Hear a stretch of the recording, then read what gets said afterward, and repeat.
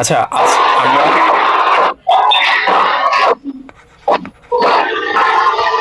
এই জিসান, তোমার মাইকটা অফ রাখো। আচ্ছা দেখো, এই হচ্ছে আমি বললে মাইক অন করো। আচ্ছা আজকে হচ্ছে আমাদের লেকচার 5। আজকে আমরা অধ্যায়টা শেষ করব, মোটামুটি ট্রাই করব অধ্যায়টা শেষ করার জন্য। আমরা গতদিন পড়ছিলাম হচ্ছে প্যাকাইটিন পর্যন্ত, আজকে আমরা ডিপ্লোটিন দিয়ে শুরু করব। যারা গত ক্লাসগুলো করো নাই কইরা নিবা, আজকের ক্লাসের সাথে গত ক্লাসের কিছু মিল আছে, সো আমি চেষ্টা করব তাও যাতে তোমাদের জিনিসটা ক্লিয়ার করে দেওয়া যায়। ডিপ্লোটিন, ওকে। আচ্ছা আমরা প্যাকাইটিন পর্যন্ত পড়ছিলাম, আজকে ডিপ্লোটিন। ডিপ্লোটিন নামে তুমি মনে রাখবা কিভাবে, ডিপ্লোটিনটা ডি আছে, এই ডিতে মনে রাখবা ডিভোর্স। কি মনে রাখবা? ডিভোর্স। আচ্ছা ডিভোর্স হইলে মানে একজন আরেকজনের থেকে দূরে সরে যাবে না কাছে আসবে? তো বা বলো। দূরে সরে যাবে। দূরে সরে যাবে। তাহলে দূরে সরে যায়, তাহলে দূরে সরে যাইলে আকর্ষণ হইতেছে না বিকর্ষণ হইতেছে? বিকর্ষণ। হ্যাঁ বিকর্ষণ।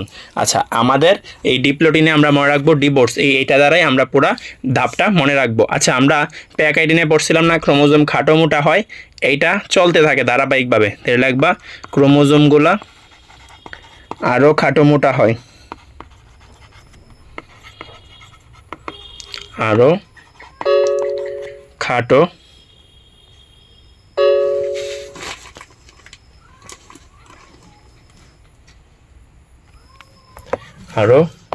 মোটা হয়।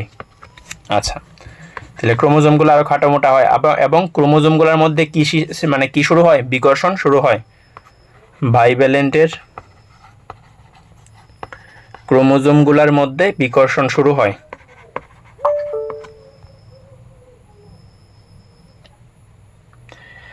হ্যাঁ অয়ন, কোন কলেজ তুমি?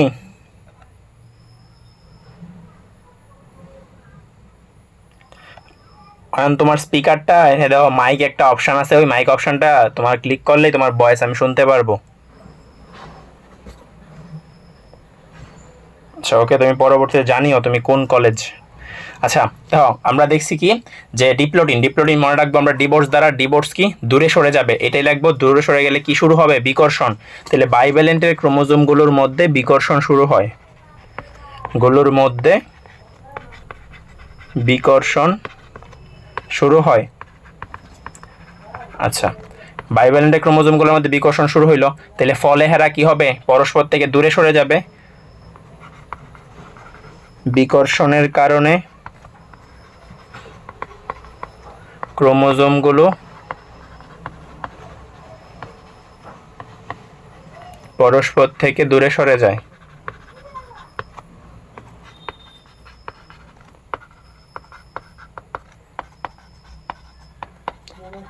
দূরে সরে যায়, এতটুকু তো আমাদের ক্লিয়ার। আচ্ছা এখন তামিম বলবা। তামিম,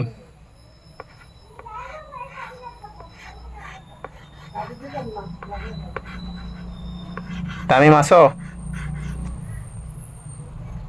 তামিম না? জি ভাইয়া, নেট প্রবলেম। ও আচ্ছা তামিম তুমি বলো যে একটা ক্রোমোজোম যে যুক্ত আছে এই যে এই জায়গাটাকে কি বলা হয়? সিস্টার। না এটা তো তোমার দুইটা হচ্ছিল সিস্টার ক্রোমাটিড, কিন্তু এই যে সংযুক্ত স্থানটা, এক আকৃতির সংযুক্ত স্থানটা, এটাকে কি বলা হয়? মনে নাই? মানে সংযুক্ত স্থানটা। হ্যাঁ হ্যাঁ, এটাকে বলে ওই বাইভ্যালেন্ট। কায়াজমা। ও কায়াজমা, হ্যাঁ কায়াজমা। জোড়াস্থলটাকে কিন্তু আমরা কায়াজমা বলি, ঠিক না? তাহলে তোমার এই যে জোড়াস্থলটা আছে এটাকে কিন্তু আমরা কি বলতেছি? কায়াজমা, নাকি? এখন তুমি চিন্তা করো, এরা পরস্পর থেকে দূরে সরে যাবে, তাহলে কোন জায়গাটাতে মানে এরা বাধাগ্রস্ত হবে? ধরো এই একটা ক্রোমোজোম দুইজন দুই সাইডে যাইতেছে, তাহলে মানে একটা জায়গায় তারা বাধাগ্রস্ত হবে। কোন জায়গাটায়? এই সংযোগ স্থলটাতে বাধাগ্রস্ত হবে না? বুঝছো? ধরো মানে আচ্ছা তুমি চিন্তা করো, ধরো তোমার ধরো যে তোমার হিন্দু বিয়ের মধ্যে দাও না গাঁটছড়া বাঁধে, এরকম যে মানে জামাইয়ের কাছ থেকে একটু নে আর মানে চলো বরের এই কনের কাছ থেকে একটু নে, নিয়ে নাকি গাঁটছড়া বানতেছে। এখন হেরা মানে দুইজন কইলো যে এখন দুইজন দুই প্রান্তে যাবে। সো তারা যদি দুইজন দুই প্রান্তে যায় তাহলে কোন জায়গাটাতে আটকাইবে? এই গাঁটছড়ার মধ্যে আটকাবো না? হ্যাঁ হ্যাঁ, তাহলে ধরো এই যে ক্রোমোজোমটা, এই ক্রোমোজোম দুইটার মধ্যে এনে যুক্ত আছে। এখন দুইটা যদি দুই সাইডে যায়, বাধাগ্রস্ত হবে কোন জায়গাটাতে? এই জায়গাটাতে না? হ্যাঁ কায়াজমা। হ্যাঁ, তাহলে তোমার হচ্ছে বিকর্ষণের কারণে ক্রোমোজোমগুলো পরস্পর থেকে দূরে সরে যায়, কিন্তু বাধাগ্রস্ত হয় কই না? কিন্তু কায়াজমা স্থানে বাধাগ্রস্ত হয়। বুঝছো কেন বাধাগ্রস্ত হইতেছে? ক্লিয়ার বিষয়টা? জি আচ্ছা, বাকিরা ক্লিয়ার? জিসান ক্লিয়ার?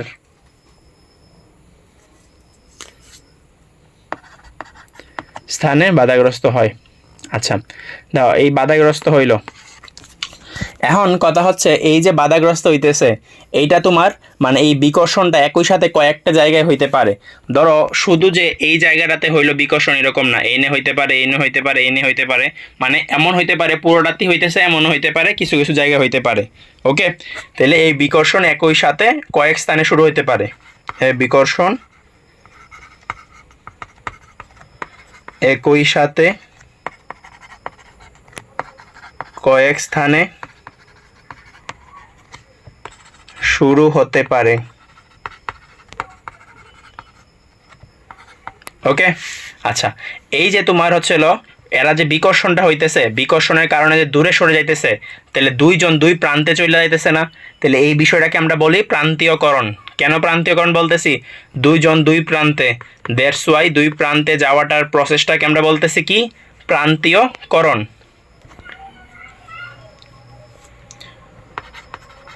বিকর্ষণের কারণে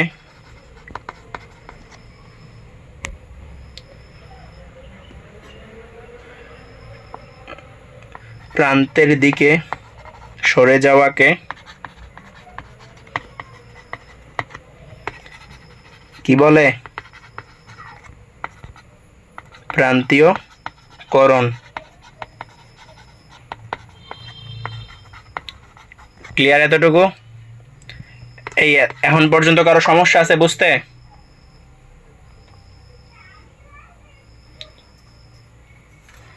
এই মোহাম্মদ, তোমার পিটানো উচিত। তুমি গতকালকে বলছো 9টায়, এখন আজকে তুমি আসছো 9:20-এ। ভাই আমি শেষ। আচ্ছা, শেষ আর অনলাইন তোমার প্রাইভেট করে আসছো একটা নাকি? একটা না, চারটা। হ্যাঁ, আমি তোমাদের গতকালকে বললাম কি যে একসাথে এতগুলা প্রাইভেট নিবা না, প্রাইভেট ডেট চেঞ্জ করবা, মানে টাইম। ভাই কি করবো? সাব্বির ভাইও বদলাইতে চায় না, সব বেশ ভরা। টিটু স্যারও বদলাইতে চায় না, অভিজিৎ স্যারও বদলাইতে চায় না, আর কি জানি কয় দেবব্রত, তো এটা শেষই। আচ্ছা, সমস্যা নাই। আমার জানা শেষ, পাপু ব্যথা করতেছে ভাই। আচ্ছা আচ্ছা, এখন ওষুধের নাম কোন? মাগনাতে মেডিসিন নেই। না, আপাতত এইসব হালকা জিনিসের জন্য ওষুধ খাওয়া উচিত না। আরও বেশি সমস্যা হইলে বলবা। এগুলা স্ট্রেস মানে তোমার সহ্য করার ক্যাপাবিলিটি লাগবে, নাহলে সামনে গিয়ে তোমার হচ্ছে হোঁচট খাইতে হবে। এরকমভাবে শুরুতে একটু একটু স্ট্রেস নেওয়া লাগবে, তাহলে আস্তে আস্তে সব ঠিক হয়ে যাবে। আচ্ছা দেখো, আর কলেজে পড়ায়। আচ্ছা থাক, ওইগুলা এইগুলা কিন্তু পাবলিক ভিডিও, বুঝছো? এনে নাম বললে লাভ নাই, এনে টিচারদের নাম বলবা না, পরে হচ্ছে এটা সমস্যা হয়। টিচারদের নাম বলা থেকে বিরত থাকবা। আমার ইশারাতে বোঝাবা, আমি বুঝে ফেলবো। আমি তো জানি মানে কোন টিচারে কোন ইশারা দিলে বোঝা যায়। আচ্ছা কাটটা দিয়ে আমি চাই। আচ্ছা আচ্ছা, দেখো আমরা দেখতেছিলাম যে ডিপ্লোটিন আমরা মনে রাখবো ডিভোর্স দ্বারা। ডিভোর্স কি? দূরে সরে যাওয়া। এই ক্রোমোজোমগুলা এই প্যাকেজিং দেখছিলাম মোটা হইতেছে, এই ধারাবাহিকতার এনেও আছে, ক্রোমোজোমগুলো আরও খাটো মোটা হয়। তারপরে এদের মধ্যে বিকর্ষণ শুরু হয়, বিকর্ষণের কারণে পরস্পর থেকে দূরে সরে যায়। কিন্তু দুইটা ক্রোমোজোম যুক্ত থাকে কোন জায়গাতে? ক্রোমোজোমের জায়গাটাতে যুক্ত থাকে কায়াজমার জায়গাতে। দ্যাটস ওয়াই হচ্ছিল কায়াজমা স্থানে এরা বাধাগ্রস্ত হইতেছে, যে কায়াজমা স্থানে বাধাগ্রস্ত হয়। আর এই বিকর্ষণটা একই সাথে অনেকগুলা জায়গায় শুরু হইতে পারে। আর এই যে বিকর্ষণের কারণে পরস্পর থেকে দূরে সরে যেতেছে, এটাকে আমরা বলতেছি প্রান্তীয়করণ। ওকে, এই প্রান্তীয়করণের ফলে লুপের সৃষ্টি হয় কায়াজমার মধ্যবর্তী অংশে। কায়াজমার মধ্যবর্তী অংশে লুপের সৃষ্টি হয়। ওকে, এখন তোমরা বলবা যে ভাই লুপ কি। আচ্ছা, এটা আমি বুঝিয়ে দিব, প্যারা নাই। দেখো, যদি তোমার হচ্ছে হলো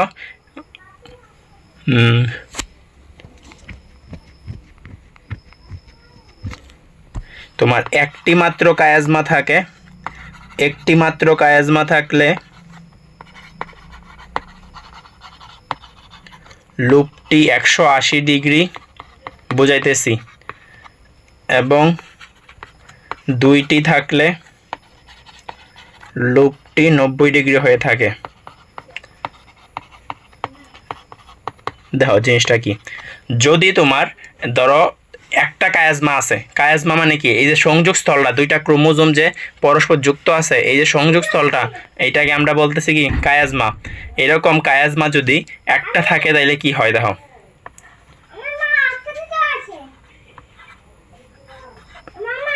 দেখো এনে তোমার হচ্ছে হলো একটা কায়াজমা হইলে চিত্রটা কিরকম হইতেছে। দেখো, এই দেখো এইরকম চিত্রটা হইতেছে, পরস্পর থেকে দূরে সরে যাইতেছে না, এই দূরে সরে যে যাইতেছে, এটার কারণে একটা লুপ সৃষ্টি হয়েছে। লুপটা কি, এই যে একটা লুপ, দেখছো?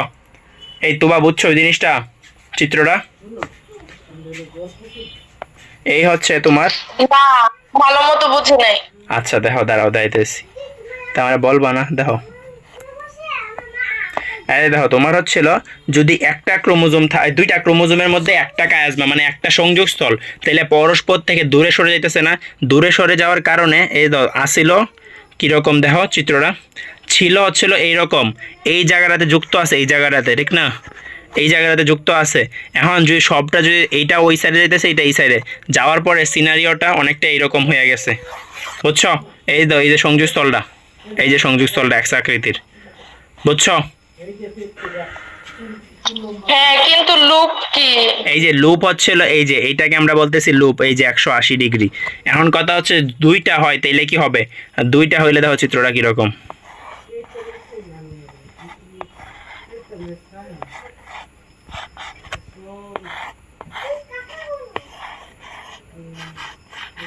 এই যে দেখো, এনে হচ্ছে দুইটা লুপ কইনা কইনা হইতেছে, এই যে একটা লুপ, এই যে একটা লুপ, এবং এইটা হচ্ছিল, এই অ্যাঙ্গেলটা হচ্ছে 90 ডিগ্রি, আবার যে এই অ্যাঙ্গেলটা এইটা হচ্ছে 90 ডিগ্রি। এখন বুঝছো দুইটা লুপ কি হইছে? জি। আচ্ছা, তাহলে তোমার চিত্রটা কিরকম হবে দেখো। তাহলে আমাদের হচ্ছে এই ডিপ্লোটিন বুঝতে কারো সমস্যা আছে? সমস্যা থাকলে আমারে বলো, আমি চিত্রটা আঁকি, তোমরা আরেকবার দেখো জিনিসটা। এই ফারহান, তোমার সমস্যা আছে? ফারহান, জিসান, মাইক অন করে বলো সমস্যা থাকলে।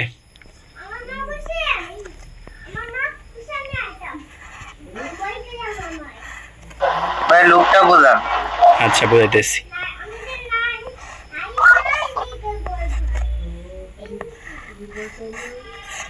এই যে একটা ক্রোমোজোম আঁকলাম,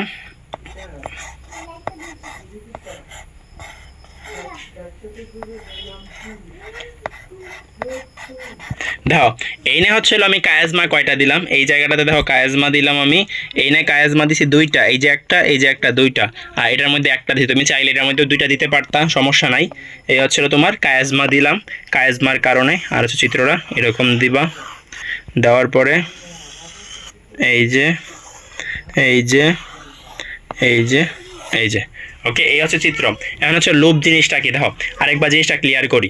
তোমার ধরো এই হচ্ছে কায়াজমা, যারা গত ক্লাস করছো তারা কায়াজমা জিনিসটা জানো। কায়াজমা জিনিসটা কি, এই হচ্ছে ধরো একটা কায়াজমা মানে দুইটা ক্রোমোজোমের মধ্যে এক্স আকৃতির যে সংযোগস্থল, এটাকে কায়াজমা বলা হয়। ধরো এরকম ভাবে আছে, এখন তুমি কি করলা, এই ক্রোমোজোমটাকে এদিকে টান দিলা আর এটাকে এদিকে টান দিলা, দেওয়ার ফলে কি হইতেছে, এই চিত্রটা অনেকটা এরকম হইতেছে।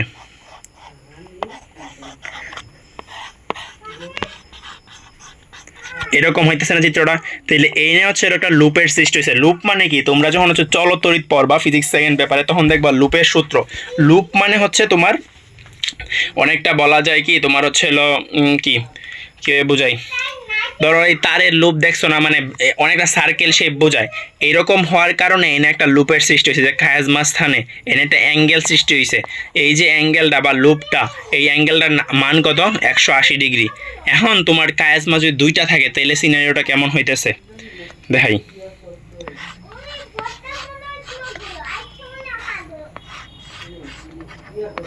ধরো এরকম ভাবে আছে, তাহলে এখন বিকর্ষণ শুরু হইলো, তাহলে চিত্রটা কিরকম হবে? এইরকম ভাবে দূরে সরে যাবে। এখন কথা হচ্ছে ভাই এটা কি লম্বা হয়ে যায়?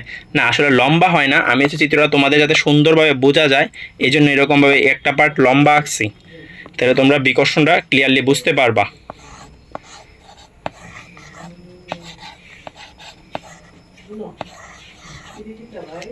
বুঝছো এখন লোভ জিনিসটা? ফারহান ক্লিয়ার?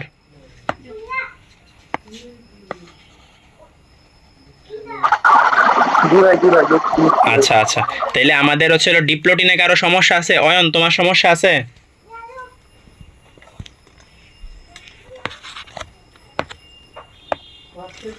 দেখো অয়ন, তোমার এখানে একটা মাইক অপশন আছে, তোমার হচ্ছে লাল বাটনটা নিচে, লাল বাটনটা দেখাই আমি তোমারে।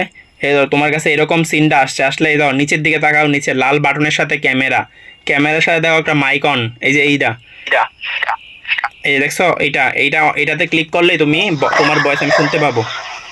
হ্যাঁ হ্যাঁ বলো। হ্যাঁ ভাইয়া, হ্যাঁ বলো, শুনতে পাচ্ছ? হ্যাঁ আমি আমি তো একটু পরে আইছি, আমার একটু ফার্স্ট টাইম তো তো আমার একজন আপু দেখাই দিয়েছে, পরে আমি ঢুকতে পারছি। তো আমি অনেক কিছু স্কিপ করছি, তো তার লাগি কিছুই বুঝছি না। আচ্ছা আচ্ছা, তুমি কোন কলেজ?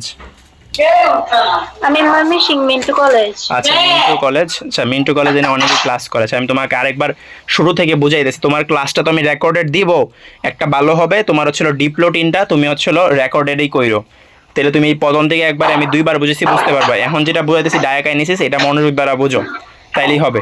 আচ্ছা আচ্ছা এই হচ্ছিল ডায়াকাইনেসিস, এই যে ডায়াকাইনেসিস। আচ্ছা ডায়াকাইনেসিসটা আমরা কীভাবে মনে রাখবো? ডায়াকাইনেসিসটা মনে রাখবো যে ঢাকা পড়ে যায়। কে ঢাকা পড়ে যায়? ক্রোমোজোমগুলো ঢাকা পড়ে যায়। এখন ঢাকা যে পড়তেছে, কি দ্বারা ঢাকা পড়তেছে? দাদা, হ্যাঁ বলো। ওইটার চিত্র কতটুকু হবে, মানে পরীক্ষার চিত্র কতটুকু আঁকবো? এই যে শুধু এই যে বাউন্ডারি দেওয়া যেটা আছে এটা, এইটা, আর বাকিটা তোমার বোঝানোর জন্য বলছি, এতটুকু চিত্র, ওইগুলো আমি বুঝাইছি তোমারে, বুঝছো? জি। ওকে দেখো, তাহলে হচ্ছে ডায়াকাইনেসিসে ঢাকা পড়ে যায়, কি দ্বারা ঢাকা পড়ে? ধাতব পদার্থ দ্বারা ক্রোমোজোমগুলো ঢাকা পড়ে যায়, এটা মনে রাখবা এতটুক। এখন এইটা দিয়েই আমি বাকিটা লিখবো, দেখো। আচ্ছা দেখো ডায়াকাইনেসিসটা কি? ডায়াকাইনেসিস আমরা যে আগে বলছিলাম যে প্যাকাইডিনে ক্রোমোজোম খাটো মোটা হয়, এই ধারাবাহিকতাটা ডিপ্লোটিনেও চলতে থাকে, আরও খাটো মোটা হয়। এটা হচ্ছে ডায়াকাইনেসিসেও হবে, সেম জিনিস। তাহলে ডায়াকাইনেসিসেও কি হয়? ক্রোমোজোমগুলো আরও খাটো মোটা হয়, মানে ধারাবাহিকভাবে চলতে থাকে,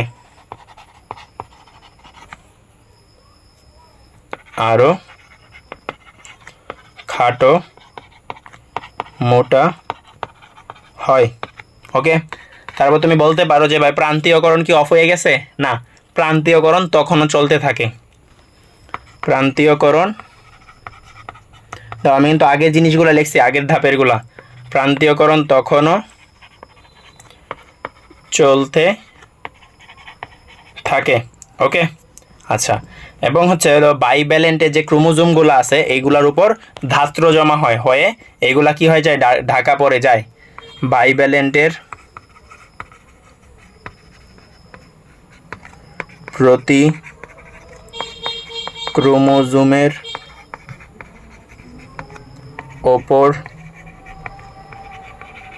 ধাত্র জমা হয়। ওকে, এই ধাত্র জমা হওয়ার কারণে দেখো ক্রোমোজোমগুলো যেনে বিভক্ত আকারে আছে, যেমন ধরনের দুইটা ক্রোমাটিড, এমনি তো নর্মালি একটা ক্রোমোজোম এরকম থাকে না, আর এখন আছে কীরকম? বিভক্ত অবস্থা এরকম। কিন্তু এই ধাত্র পদার্থ জমা হওয়ার কারণে তখন আর এটা বোঝা যায় না, এইটাকেও দেখতে অনেকটা এইরকম লাগে, বুঝছো কথাটা? ধরো এটার উপর একটা ধাতুর লেয়ার পড়ছে, লেয়ার পড়ার কারণে এটা দেখতে এরকম হয়ে গেছে, মানে এরকম তোমার লাগবে তুমি যদি অণুবীক্ষণ যন্ত্র দ্বারা এটাকে দেখতে চাও।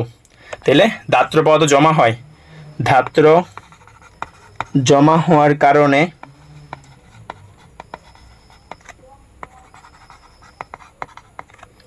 আর ক্রোমাটিডে বিভক্ত দেখা যায় না, আর ক্রোমাটিডে বিভক্ত দেখা যায় না। ক্লিয়ার এতটুকু?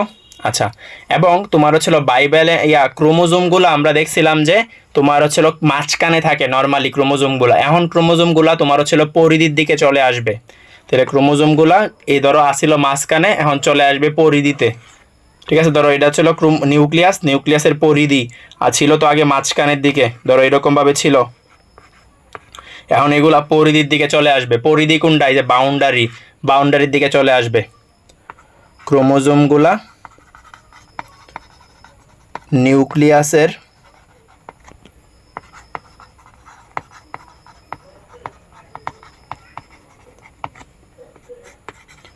কেন্দ্রস্থল হতে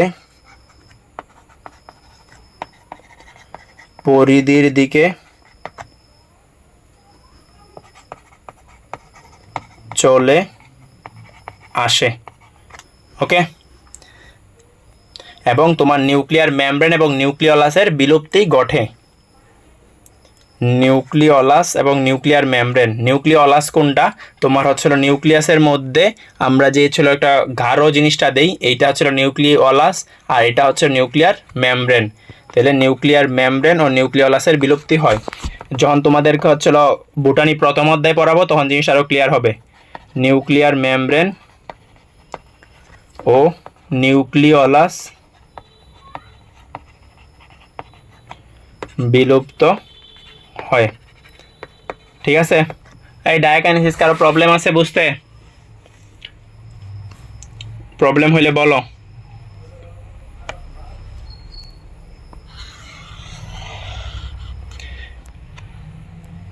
আচ্ছা, এই অয়ন যে তোমার হচ্ছিল আইডি দিয়ে ঢুকলা, তোমার ডাক নাম কি? ভাইয়া আমার ডাক নাম নদী। নদী। আচ্ছা নদী, তোমার সমস্যা আছে ডায়াকাইনেসিস বুঝতে? না ভাইয়া। আচ্ছা, তাহলে আমরা এখন যা ডায়াকাইনেসিস চিত্রটা দেখি, চিত্রটা কিরকম হবে। চিত্রটা হচ্ছে ডায়াকাইনেসিস চিত্রটা কিরকম।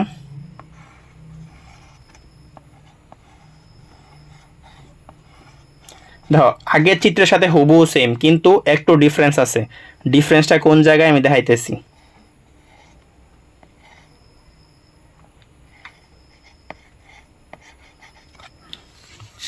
দেখো আগেরটার মতো আমি হুবহু সেম চিত্র আঁকলাম না, কোনো ডিফারেন্স আঁকছি না, আমি সেম চিত্র আঁকছি। দেখো সেম।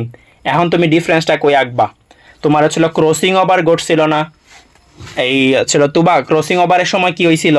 ক্রসিং ওভার জিনিসটা কি? একজন আরেকজনকে জিনিসটা দিয়ে দেয় না? হ্যাঁ, কায়াজমার স্থানে ভাইঙ্গা গিয়ে কি করে? একজন আরেকজনকে জিনিসটা দিয়ে দেয়। এখন এই ক্রসিং ওভার জিনিসটা তুমি এই চিত্রের মাধ্যমে বুঝাবা।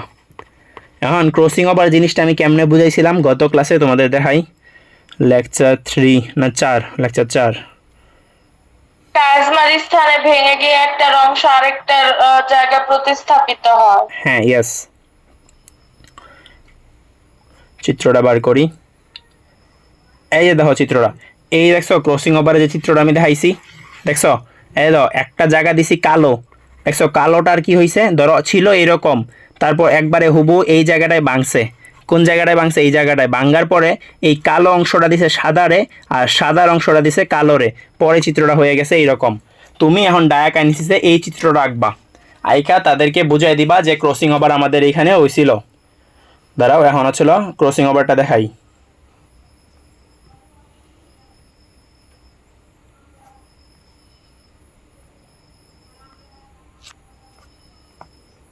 এই যে চিত্রটা, এখন তুমি কি করবা?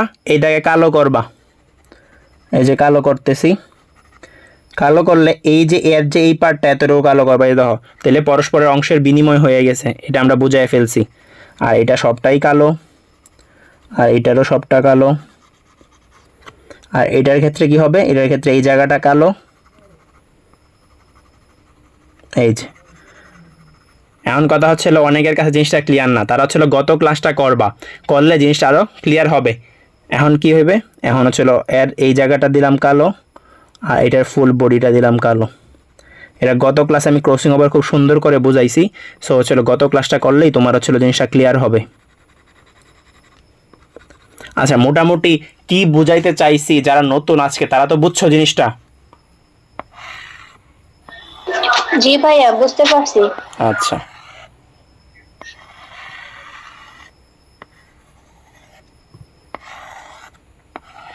এই হচ্ছিল ডায়াকাইনেসিস। আচ্ছা, তাহলে আমাদের হচ্ছিল ডায়াকাইনেসিস চিত্র শেষ। তাহলে আমাদের হচ্ছিল যে প্রোফেজ 1 ছিল, প্রোফেজ 1 শেষ করছি। ওকে, প্রোফেজ 1 আমাদের শেষ। গত ক্লাস কই, লেকচার 4। লেকচার 4-এ যাই। শুরুতে আমরা লিখছিলাম কি যে তোমার হচ্ছিল কই,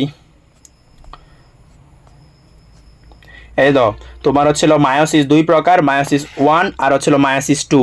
মায়োসিস 1 4 প্রকার, prophase 1, metaphase 1, anaphase 1, telophase 1, prophase 2, metaphase 2, anaphase 2, telophase 2। এগুলো তো আমাদের 9-10-এর পড়া, আমরা জানি। এখন এই প্রোফেজ 1 ছিল 5 প্রকার, কীভাবে মনে রাখছিলাম, লেফটে যাই, ফাঁকা পেলে ডিপলি ডাক দিলে। এই 5টা আমাদের শেষ। নর্মালি এই 5টা থেকেই প্রশ্ন সবচেয়ে বেশি আসে। এর মধ্যে সবচেয়ে ইম্পর্টেন্ট হচ্ছে তোমার প্যাকাইটিন আর হচ্ছে ল্যাপটোটিন, এগুলো সবচেয়ে বেশি আসে। 2টা ডিপ্লোটিনও আসে, ওকে, জাইগোটিনও মোটামুটি আসে, কিন্তু ডায়াকাইনেসিসটা খুব কম আসে। সো এতটুকু হচ্ছে তোমাদের মানে খুব ইম্পর্টেন্ট ছিল। এখন আমরা এই 8টা ধাপ পড়ব, এই যে 8টা। আচ্ছা, এখন তুবা বলবা মায়োসিস 1 আর মায়োসিস 2 কোনটা মাইটোসিসের সাথে মিল আছে?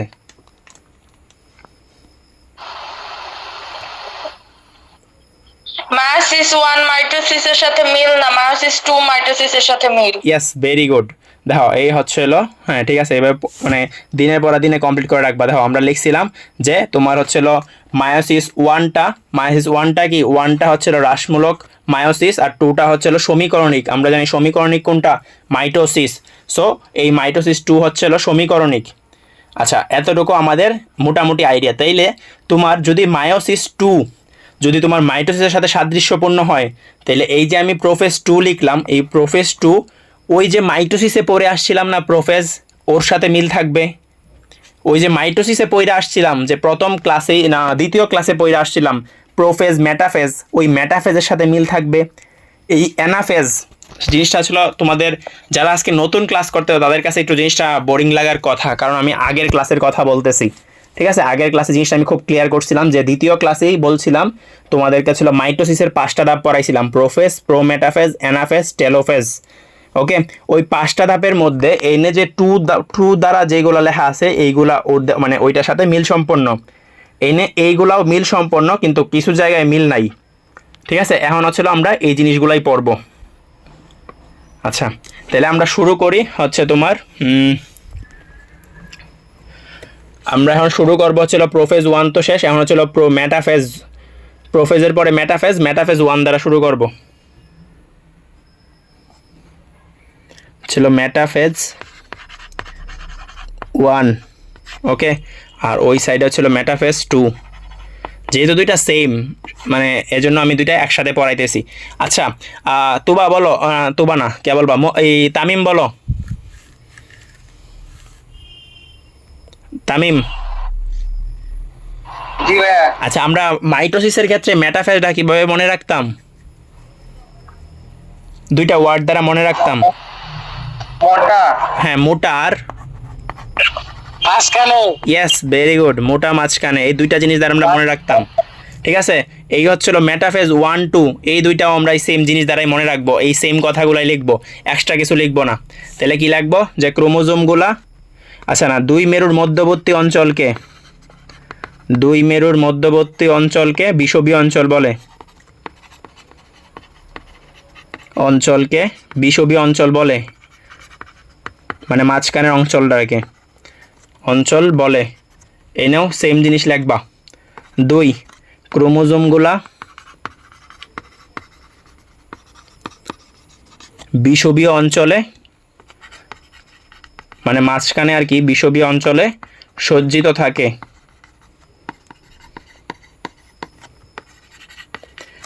এই নেও সেম কথাই লিখবা। ঠিক আছে, আচ্ছা, ক্রোমোজোমগুলা আরও খাটো মোটা হয়, মাঝখানের কথা লেখা শেষ, এখন খাটো মোটা। ক্রোমোজোমগুলা আরও খাটো মোটা হয়। ওকে। আচ্ছা, এই আমরা বলছিলাম না যে এই সেন্ট্রোমিয়ার বিভক্ত হয়ে দুইটা অপত্য সেন্ট্রোমিয়ার সৃষ্টি হয় এই মেটাফেজের ক্ষেত্রে বলছিলাম। জি জি ভাইয়া। আচ্ছা, এখন আমরা যেটা বলছিলাম ওইটা কিসের মধ্যে বলছিলাম? মাইটোসিসে না?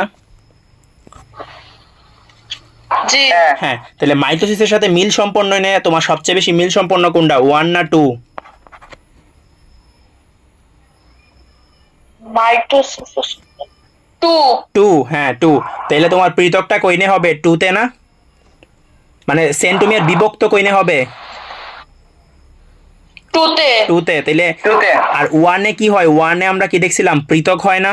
এই যে একবারে শুরুতে পড়াইছিলাম মায়োসিসে, দেখাই কই দাও। মায়োসিসের ক্ষেত্রে ক্রোমোজোমগুলো পৃথক হয়। আর হচ্ছে হলো তোমার দাও, ওয়াইট লেট করতেছে কেন?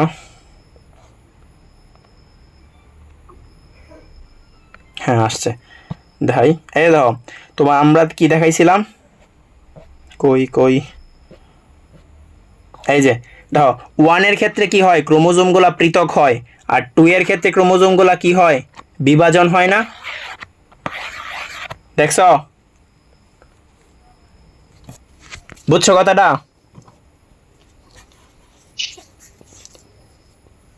এই কথাটা ক্লিয়ার হইছে না? ওই দিন বুঝছি আচ্ছা আচ্ছা, তাইলে তোমার এখন ক্রোমোজোম পৃথক হইব কি মেটাফেজ 1-এ না 2-এ? মেটাফেজ 1 এ ইয়েস। আর বিভক্ত কই হবে? 2 তে 2-তে। Very good. এই দেখছো, আমরা ছিল যে এই যে বলছিলাম না আগের ক্লাস যারা করা আছে তারা আজকে ক্লাস খুব ভালো করে বুঝবো।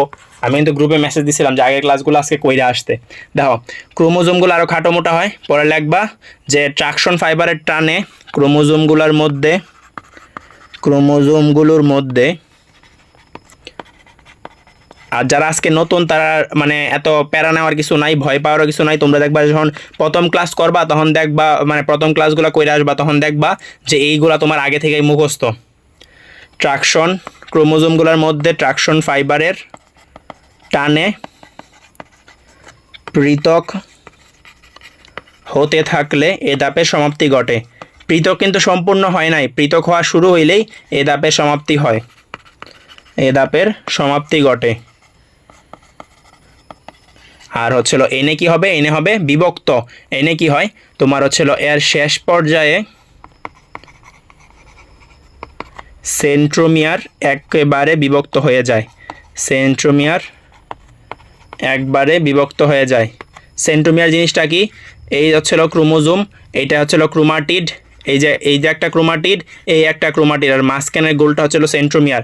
সেন্ট্রোমিয়ার বিভক্ত হয়ে গেলে এই একটা ক্রোমোজোম হয়ে গেল, এই একটা ক্রোমোজোম, মানে মাঝখান দিয়ে কাইটটা ফেলছি।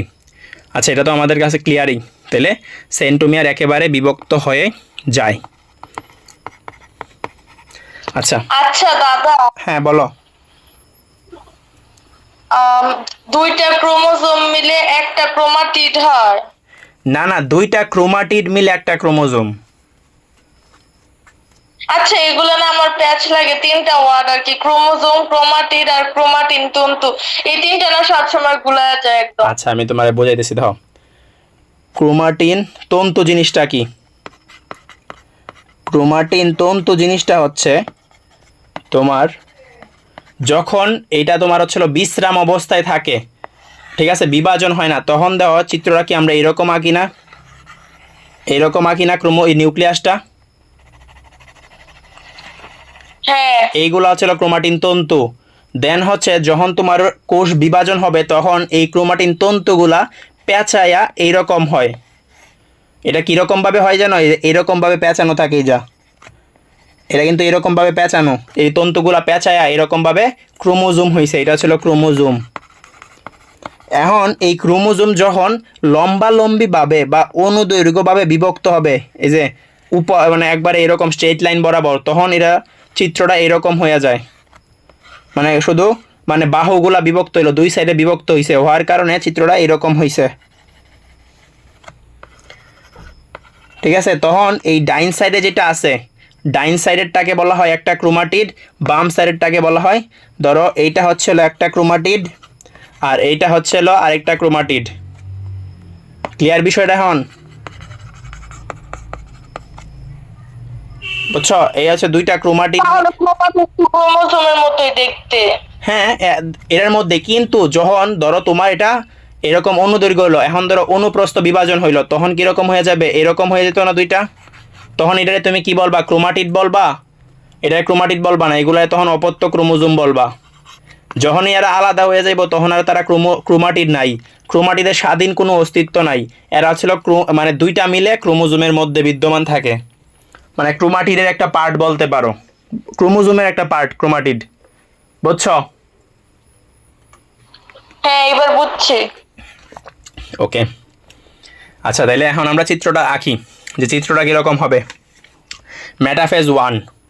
আচ্ছা তাহলে তোমার এখন ক্রোমোজোমগুলা কই অবস্থান করবে? মাঝখানে না? এই যে একটা ক্রোমোজোম, দেখো আমি কিভাবে আঁকি।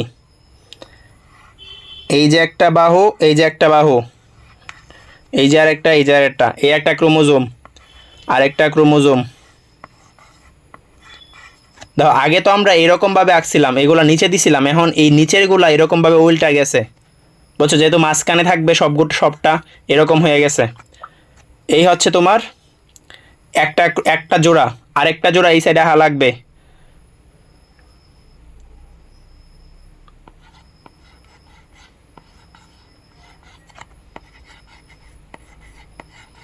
ঠিক আছে?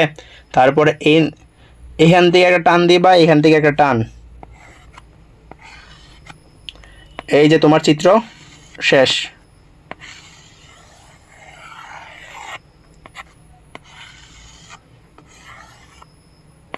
ক্লিয়ার? কারো বুঝতে সমস্যা হয়েছে চিত্র? এই যে আগে তুমি 2 জোড়া আঁকছিলা না, দেখো তোমার দেখাই, যে আগে তুমি 2 জোড়া আঁকছিলা, এখন এইগুলাই মাঝখানে আছে। সো মাঝখানে থাকলে এইগুলা এরকম ভাবে আছে জোড়ায় জোড়ায়। বুঝছো?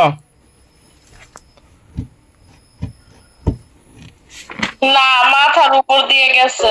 আচ্ছা মাথার উপর দিয়ে গেছে। দেখো জিনিস, দেখো এনে যে তোমার 2টা ক্রোমোজোম ছিল জোড়ায় জোড়ায়, এখন এইগুলা মাঝখানে থাকবে। মানে এখন তো তোমার স্পিন্ডল যন্ত্রের আবির্ভাব হয়েছে।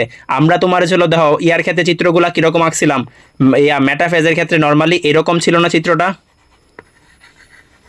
হ্যাঁ, এরকম ছিল। এখন হচ্ছিল আগে তো একটা করে ছিল, সো এরকম আঁকছো, এখন তো 2টা কইরা। তো তাহলে তোমার চিত্রটা, তোমার যদি মেটাফেজের ক্ষেত্রে তুমি বলো, তো চিত্রটা তোমার এরকম আঁকার কথা ছিল না? এই যে তারপরে হচ্ছিল এই নে আর একটা আঁকতা, এই তো চিত্রটা ছিল, এরকমই তো আঁকতা যদি তুমি ওই হিসাবে আঁকো, নাকি?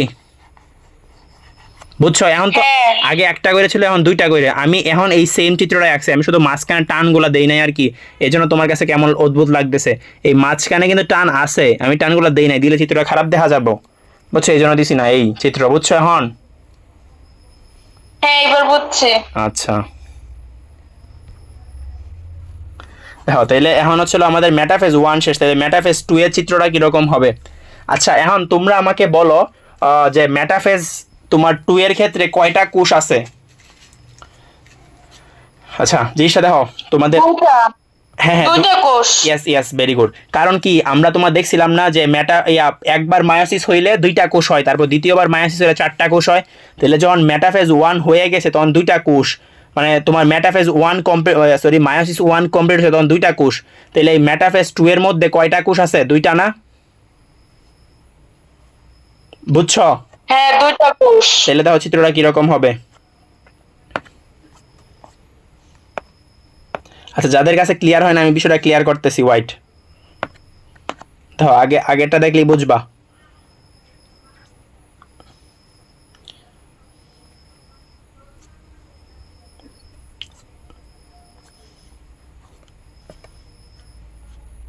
এই যে দেখো, এই হচ্ছে ছিল একটা জনন মাতৃকোষ, তারপরে হইছে মায়োসিস 1 হইলে হইছে কয়টা কোষ? 2টা কোষ।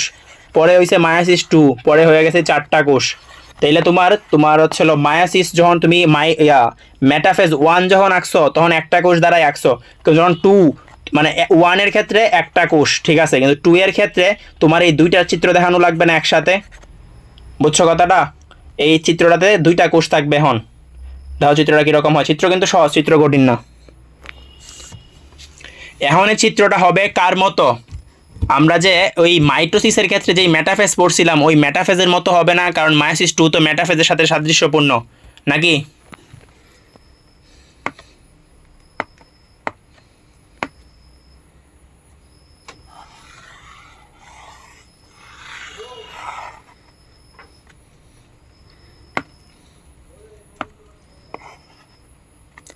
দেখো এই ছিল আমাদের স্ট্রাকচারটা।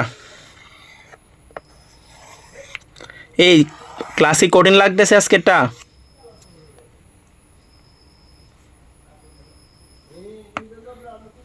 সেনে হিবিজিবি হয়ে গেছে, যা এইগুলো মুছে দেই।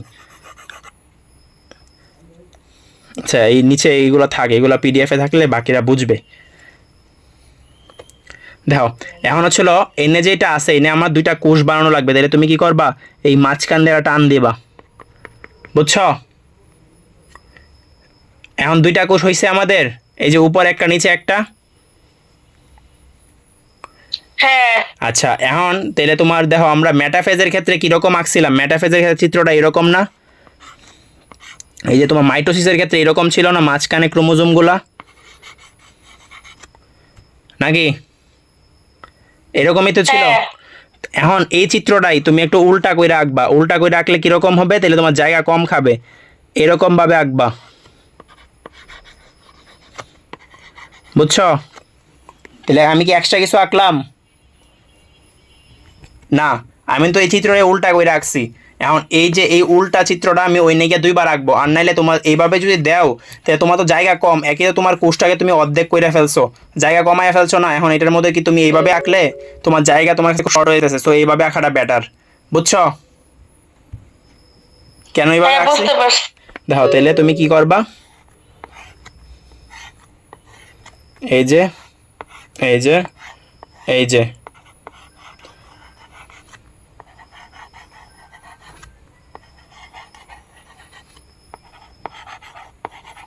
ক্লিয়ার চিত্র? এখন কারো কোনো প্রশ্ন আছে বলো, না বুঝলে বলো, আরেকবার বুঝাম, সমস্যা নাই।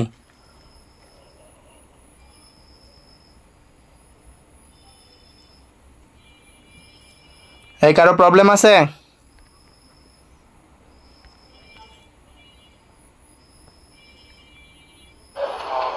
ভাইয়া হ্যাঁ বলো।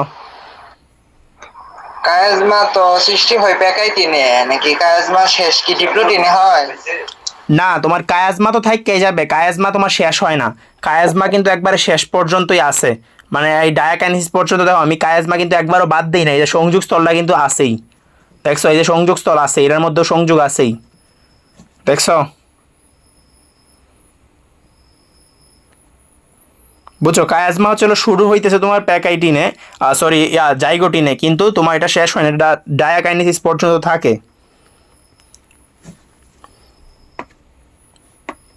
এই ফারহান জিসান, কায়াজমা প্যাকাইটিনে হয় না? হ্যাঁ বলো। কায়াজমা কি প্যাকাইটিনে হয় না? না না কায়াজমা তোমার হচ্ছিল, কায়াজমা প্যাকাইটিনে, সরি কায়াজমা তো প্যাকাইটিনে, ইয়েস কায়াজমা প্যাকাইটিনে সৃষ্টি হইতেছে, এক চাকরিতে সংযোগস্থল প্যাকাইটিনে। এখন কি প্রান্তীয়করণের মাধ্যমে কি কায়াজমা শেষ হবে না রয়ে যাবে? না কায়াজমা থাকবে, কায়াজমা তো একটা মানে মাঝখানে একটা তোমার সংযোগ সৃষ্টি হয়েছে, প্রান্তীয়করণের কারণে শুধু তারা দূরে সরে যাবে, মানে দুই প্রান্তে যাবে, কিন্তু কায়াজমা স্থানটা বাধাপ্রাপ্ত হবে, এই জন্যই তো লুপের সৃষ্টি হইলো। এই যে আমি আগে দেখাইলাম না যে লুপ সৃষ্টি হইলো, লুপটা কেন হইলো, কায়াজমা আছে বললেই তো হইলো, যদি কায়াজমা না থাকতো তাহলে এনে একটা ক্রোমোজোম থাকতো, এনে একটা থাকতো, দুই প্রান্তে চলে যেত না, বুঝছো? বুঝছি। আর ক্রোমোমি আর কি প্যাকাইটিনে স্পষ্ট হয়, মানে কই হয়? হ্যাঁ স্পষ্ট থাকে প্যাকাইটিনে, তারপর ডিপ্লোটিনে সরি জাইগোটিনে হালকা থাকে, পরে আর থাকে না। ডিপ্লোটিনে কি মানে আর দেখা যায় না, শুধু প্যাকাইটিনে স্পষ্ট হয় আর কি। হ্যাঁ শুধু প্যাকাইটিনে স্পষ্ট। আচ্ছা আচ্ছা এই বাকিরার কোনো প্রবলেম আছে? ফারহান, চিত্রটা একটু আঁকতে পারি নাই, চিত্রটা একটু দেখবো। আচ্ছা দেখাইতেছি। এই ফারহান জিসান তোমাদের সমস্যা আছে?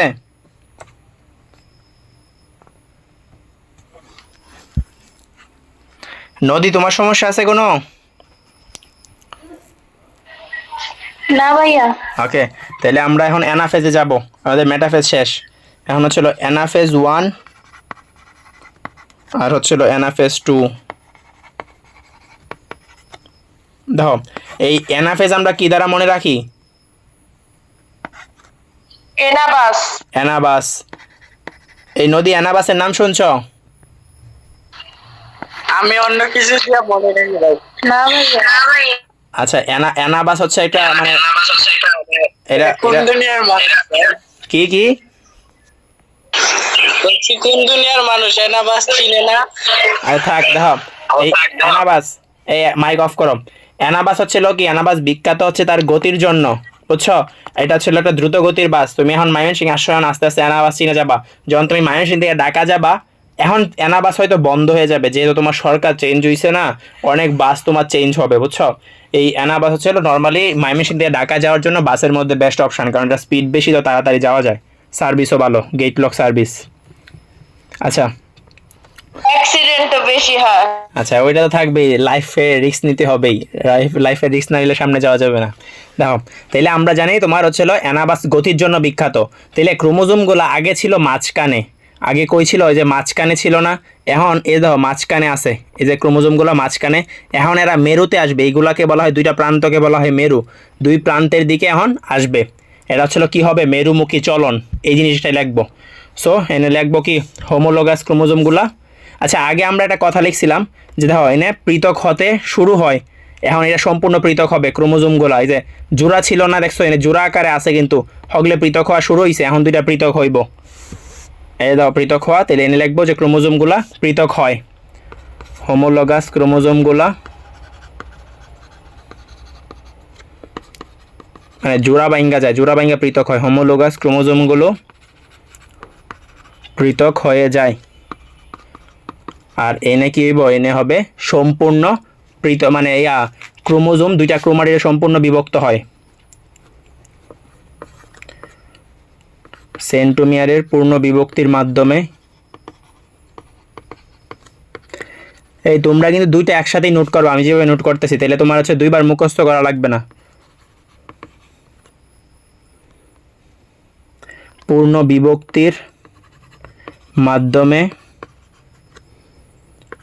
সম্পূর্ণ পৃথক হয়, দুইটি অপত্য ক্রোমাটিড সৃষ্টি হয়, দুটি ক্রোমাটিড সৃষ্টি হয়।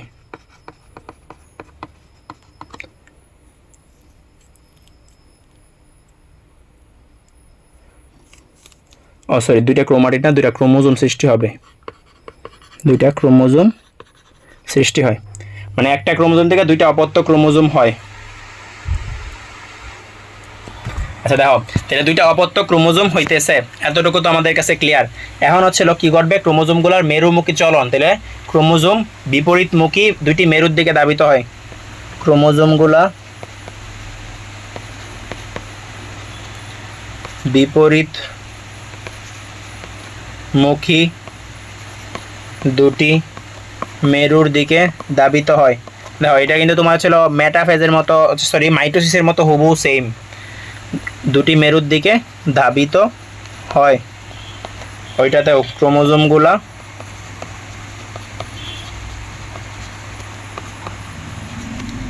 বিপরীতমুখী দুটি মেরুর দিকে ধাবিত হয়।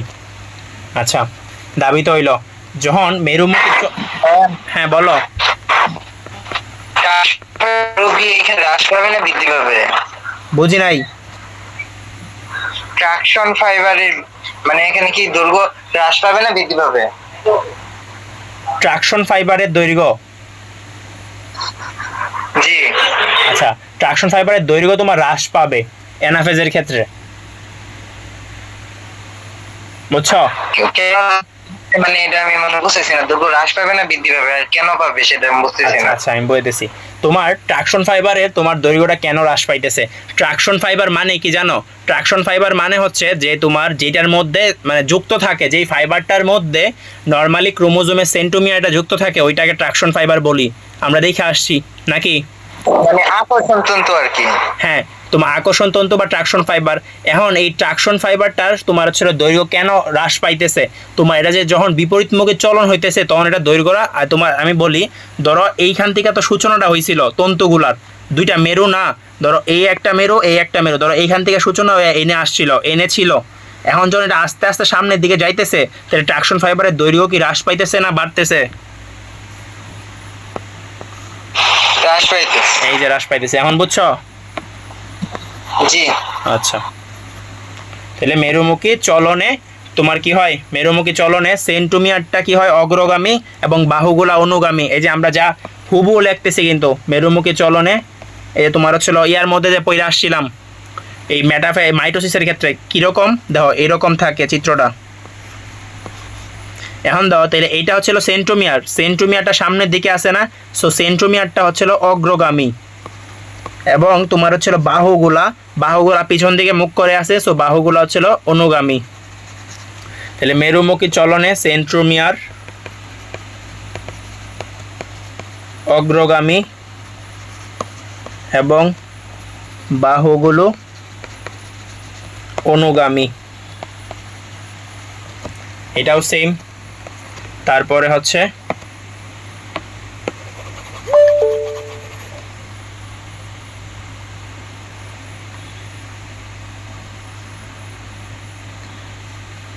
হ্যাঁ লাবিব, কোন কলেজ তুমি ভাইয়া?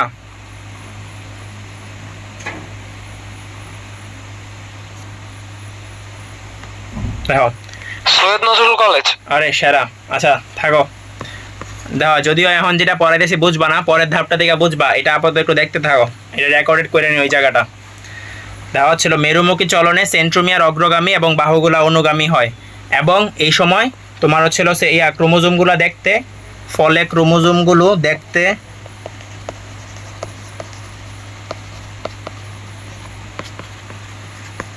ইংরেজি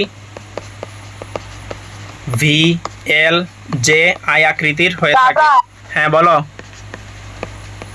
আচ্ছা, মেটাফেজ বাদে কি বাকি সবগুলো ধাপ সেম 1 আর 2, মানে এনাফেজ 1 আর এনাফেজ 1 2, এনাফেজ 1 আর এনাফেজ 2 তো সেম না এই যে আর টেলোফেজের সেম। এই তো প্রথম ধাপটার মধ্যে কিন্তু সেম না, প্রথম ধাপটা কিন্তু ব্যতিক্রম দুইটার, একটা ছিল পৃথক হয় একটা বিভাজন হয়। তেমনি মেটাফেজের ক্ষেত্রেও দেখো তোমার একটা ধাপ ব্যতিক্রমে 4 নাম্বার ধাপটা, আর বাকিগুলা সেম, বুঝছো? আর অ্যানাফেজের ক্ষেত্রেও এই একটা ধাপেই ব্যতিক্রম, বাকিগুলা সেম। এই জন্য আমি দুইটা একসাথে লিখতে যাতে মুখস্থ না করা লাগে দুইটা, একটা খালি ব্যতিক্রমটা মনে রাখবা, বুঝছো? হ্যাঁ এবার বুঝতে পারছি। আচ্ছা এই তুমি বলো বি আকৃতির হলে ওইটারে কি বলে, কি centric? Metacentric. Yes, very good. আর এল হলে? সাবমেটাসেন্ট্রিক, যে একটোসেন্ট্রিক, আই টেলোসেন্ট্রিক। আরে সেরা।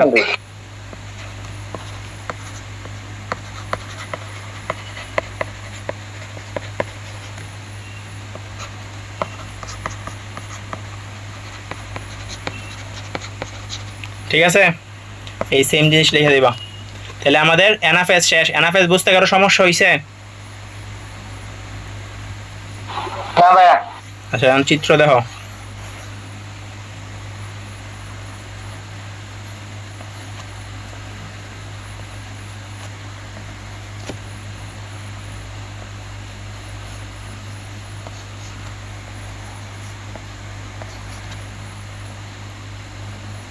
এ তো আগে জোড়া আকারে ছিল, এখন কিন্তু দুইটা মানে পরস্পর থেকে দূরে সরে গেছে।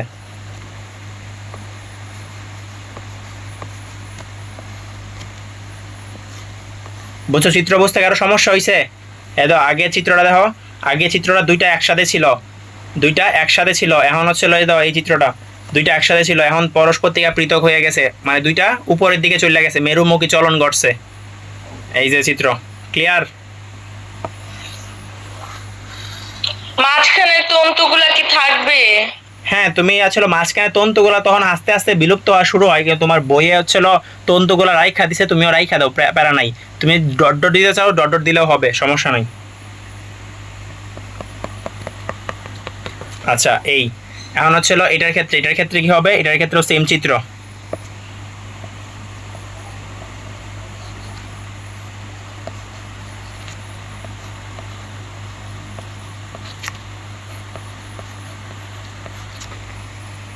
চিত্রগুলো উল্টা আঁকতেছি আর কি এই ক্ষেত্রে, যাতে তোমার মানে জায়গাটা হয়, নাহলে জায়গাটা হয় না নর্মালি।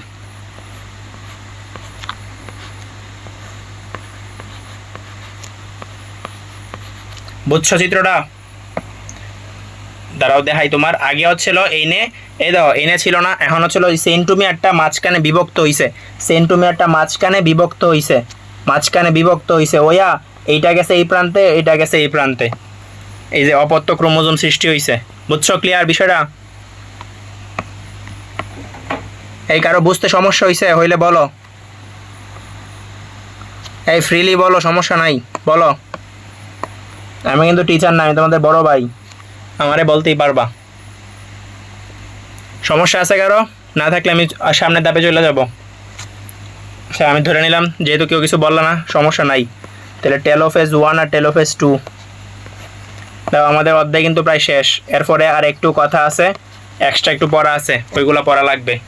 তাও টেলোফেজ 1 টেলোফেজ 2, ওকে। টেলোফেজ 1 টেলোফেজ 2 এটা কি, এটা কি, এটা হচ্ছে তোমার দুইটা সেম, হুবু সেম জিনিস, এক মানে বেশি এক্সট্রা কিছু লেখা লাগবে না।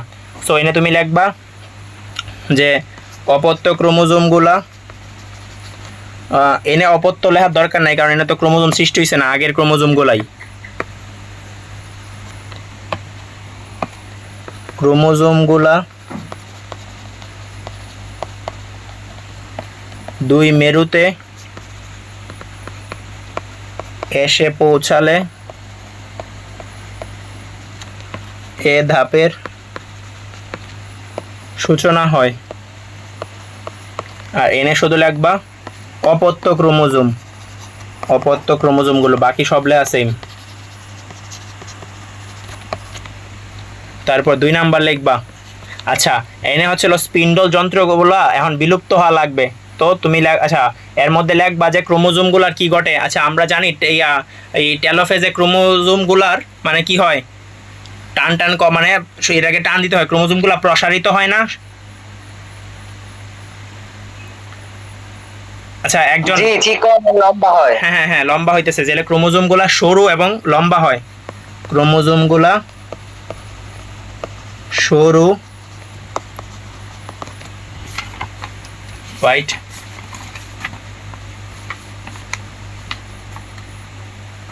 সরু ও লম্বা হয়।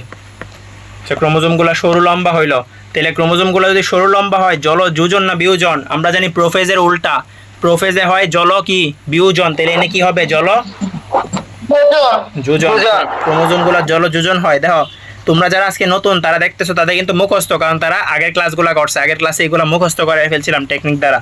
সো এটাও সেম। তাহলে জল যুজন হলে রং ধারণ ক্ষমতা বাড়বে না কমবে? কমবে। ইয়েস, হ্রাস পাবে। রং ধারণ ক্ষমতা হ্রাস পায়, এই হচ্ছিল হ্রাস পায়। তারপর হচ্ছিল বিলুপ্ত হবে, কি বিলুপ্ত হবে হন? স্পিন্ডল তন্তু। ইয়েস, স্পিন্ডল যন্ত্র বিলুপ্ত হয়।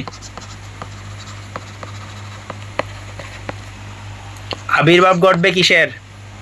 নিউক্লিওলাস ও নিউক্লিয়ার মেমব্রেন। আরে সেই নিউক্লিওলাস, পূর্ণ আবির্ভাব বলবে, এরা অপত্য নিউক্লিয়াসের সৃষ্টি হবে আর কি। ইয়েস, নিউক্লিয়ার মেমব্রেনের।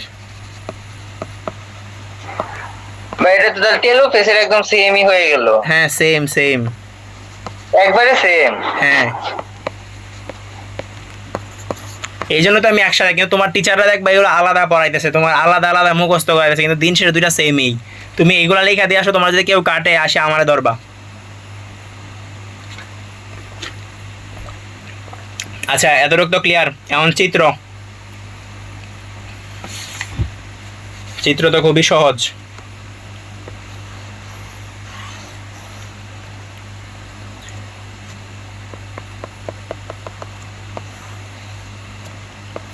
এই যে দুইটা হইলে এটার মধ্যে এরকম দিয়ে দিবা।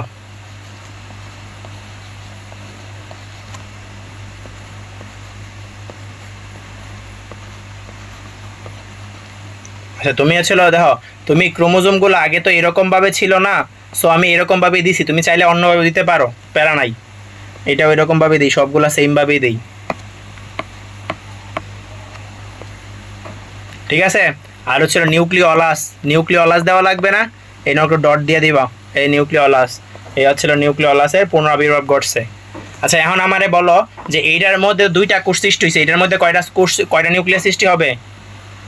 4টা। হ্যাঁ দেখো এই হচ্ছিল আমাদের টেলোফেজের চিত্র। চিত্র তোমার মাস দেওয়া লাগবে, তুমি ব্যাখ্যা দেওয়ার পর চিত্র। এখন কথা হচ্ছে তোমার চিত্র আঁকার ক্ষেত্রে এই একটু তোমার হচ্ছে তাড়াতাড়ি আঁকার চেষ্টা করবা। এত সুন্দর করতে গিয়ে তারপরে দেখলা তুমি, আমি যখন প্রথম পরীক্ষাটা দিছি আমার কলেজে, সৈয়দ নজরুল কলেজে, তখন হচ্ছিল আমি মানে খুব নিচে খুব সুন্দর করে চিত্র আঁকবো, তখন সুন্দর করে চিত্র আঁকতে গিয়া একটার ঘ নাম্বার আমি আন্স করতে পারি নাই, বুঝছো?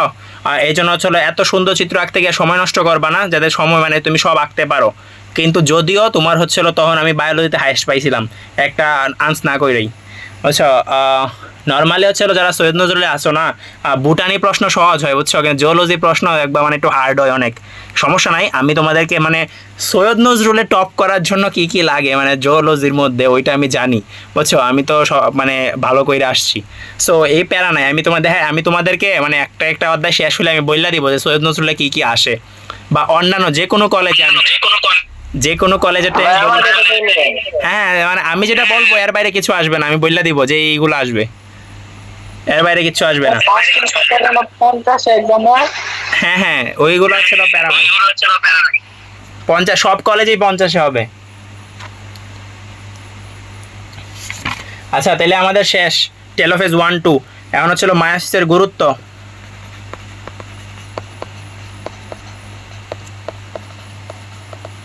দেখো মায়োসিসের গুরুত্ব কি কি আছে। মায়োসিসের গুরুত্ব আছে এক নম্বরে আছে জননকোষ সৃষ্টি। এটা তো আমরা জানি জননকোষ সৃষ্টি হবে না এটা ছাড়া, জননকোষ সৃষ্টি। এখন জননকোষ সৃষ্টির মাধ্যমে তোমার হচ্ছিল অপত্য কোষে ক্রোমোজোম সংখ্যা কি অর্ধেক থাকে না মায়োসিসের মাধ্যমে? এই অর্ধেক থাকার মাধ্যমে ক্রোমোজোম সংখ্যা এরা ধ্রুব রাখে, ক্রোমোজোম সংখ্যা ধ্রুব রাখে। আচ্ছা একটা জিনিস মনে রাখবা, ক্রোমোজোম সংখ্যা সমতারা নিয়ন্ত্রণ করে মাইটোসিস, হ্যাঁ, আর ধ্রুব নিয়ন্ত্রণ করে হচ্ছে ধ্রুব রাখে হচ্ছিল মায়োসিস। এটা কিন্তু খুব প্যাচ লাগে, ঠিক আছে? এটা মনে রাখবা। যে আমি মনে রাখতাম কিভাবে, তোমার হচ্ছিল কীভাবে মনে রাখতাম, এটা হচ্ছিল তোমার হচ্ছিল মায়োসিসটা কি, এই ধ্রুব মানে কি কনস্ট্যান্ট না, কনস্ট্যান্ট ধ্রুব মানে, ঠিক আছে? সো আমি মনে রাখতাম এমসি দ্বারা, বুঝছো? এই সিতে হচ্ছিল কনস্ট্যান্ট, এমতে হচ্ছিল মায়োসিস। কারণ তুমি তো বলতে পারো ভাই এমতে তো মাইটোসিসও হয়, বুঝছো? আমি এটা কীভাবে মনে রাখতাম, মানে আমরা এমসি কাদেরকে ডাকি, বুঝছো? এমসি তো যেগুলো আছে একটু কি লুচ্চা টাইপের বা পুংড়া টাইপের আছে ওইগুলো ডাকি। ওইগুলা তো মানে এই যে এই বিষয়ে খুব বিশেষজ্ঞ থাকে না, এই জননের সাথে রিলেটেড কোনটা, মায়োসিস। সো হচ্ছিল আমি এইভাবে মনে রাখতাম যে এই এমসি তো যেই জন রিলেটেড শেষ খুব অভিজ্ঞ, ঠিক আছে? সো হচ্ছিল এই মায়োসিস, এই হচ্ছিল সিতে কনস্ট্যান্ট, এই ধ্রুব রাখে, বুঝছো কিভাবে মনে রাখতাম? এইভাবে। আর হচ্ছিল সমতা হচ্ছিল, হ্যাঁ সমতা মাইটোসিস। আচ্ছা এই ক্লাস করার সময় ইয়ারফোন রাখবা, আমি কিন্তু কর্তৃপক্ষ দায়ী না, পরে আমায় দোষ দিও না। দাও প্রজাতির স্বকীয়তা ঠিক রাখা, এই ধ্রুব রাখার মাধ্যমে প্রজাতির স্বকীয়তা ঠিক রাখে, মানে মানুষের ঘর থেকে মানুষই হইতেছে, কুকুর বিড়াল হইতেছে না। যদিও অনেক সময় কুকুর বিড়াল হয় মানে বৈশিষ্ট্যের দিক দিয়া, ওকে? দেখো চার হচ্ছিল কিছু বৈচিত্র্য সৃষ্টি করে, এই যে বলছিলাম যে তুমি হুবহু সেম হবা না, এই যে ক্রসিং ওভারের মাধ্যমে কিছু বৈচিত্র্য সৃষ্টি করে। আর হচ্ছিল অভিব্যক্তি মানেও এই যে বৈচিত্র্য সৃষ্টি হওয়াটা মানে হচ্ছিল অভিব্যক্তি, ওকে? আচ্ছা আর হচ্ছিল তোমার এটা কি করে, এটা হচ্ছিল বংশবৃদ্ধিতে সহায়তা করে। আরেকটা জিনিস আছে জনুক্রম জিনিসটা কি, এটা যখন তোমাদেরকে আমি পড়াবো কি অণুজীব, তখন জিনিসটা আরো ক্লিয়ার হবে। Sorry I am extremely sorry. আচ্ছা দেখো জনুক্রম হচ্ছে জনুক্রম হচ্ছে তোমার মায়োসিস। এই জনুক্রমটা হচ্ছে ধরো হ্যাপ্লয়েড ডিপ্লয়েড দুইটা দশা একসাথে আসে, এইটা হচ্ছিল কি লিখছে বলাবান, I am sorry, I am extremely sorry. দেখো এই জনক্রম আমি কিন্তু আগে প্রথম দিনই সাবধান করছি। জনক্রম জিনিসটা কি, যে হ্যাপ্লয়েড ডিপ্লয়েড দশাটা আসতেছে, এই জনন কোষ হ্যাপ্লয়েড, তারপর মানুষ হইতেছে ডিপ্লয়েড, এই দশাটার মানে এটা তোমার আরও ক্লিয়ার হবে, এতটুকু জেনে রাখো যে হ্যাপ্লয়েড ডিপ্লয়েড দশার আবর্তনকে যৌনক্রম বলে। আরেকটা সূত্র আছে জিনতত্ত্ব বিবর্তনে, মেন্ডেলের সূত্র। এই হচ্ছে মেন্ডেলের সূত্রের ব্যাখ্যা। ওকে, ব্যাখ্যা দে এই মায়োসিসের মাধ্যমে। সো আমাদের এতটুকুই ছিল এই অধ্যায়ের পড়া, কিন্তু আমি তোমাকে এখন এক্সট্রা একটা জিনিস পড়াবো। এক্সট্রা না, তোমার বইয়ে আছে, ওই জিনিসটা আমি একটু দেখাই দিব। এটা থেকে আমাদের সময় মেডিকেলের প্রশ্ন আসছে। কেমন ছিল এটা আমি তোমাদেরকে অলরেডি পড়াইছি, ক্রসিং ওভার। এই ক্রসিং ওভারটা কে আবিষ্কার করছে? ক্রসিং ওভারটা আবিষ্কার করছেন একজন বিজ্ঞানী, থমাস হান্ট মর্গান।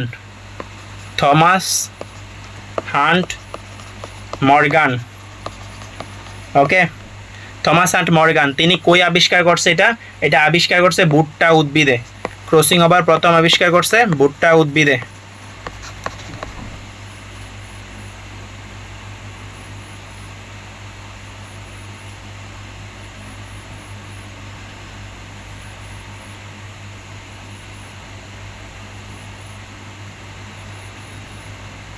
আচ্ছা, ক্রসিং ওভার কই আবিষ্কার করছে? ভুট্টা উদ্ভিদে। আচ্ছা, এখন ক্রসিং ওভার সংজ্ঞাটা কি? ক্রসিং ওভার সংজ্ঞা আমি লিখে দিছিলাম যে মায়োসিস 1-এর প্যাকাইটিন দশায়, মায়োসিস 1-এর প্যাকাইটিন উপপর্যায়ে দুটি নন সিস্টার ক্রোমাটিডের মধ্যে উপপর্যায়ে একজোড়া সমসংস্থ ক্রোমোজোমের সমসংস্থ বা হোমোলোগাস ক্রোমোজোমের দুটি নন সিস্টার ক্রোমাটিডের মধ্যে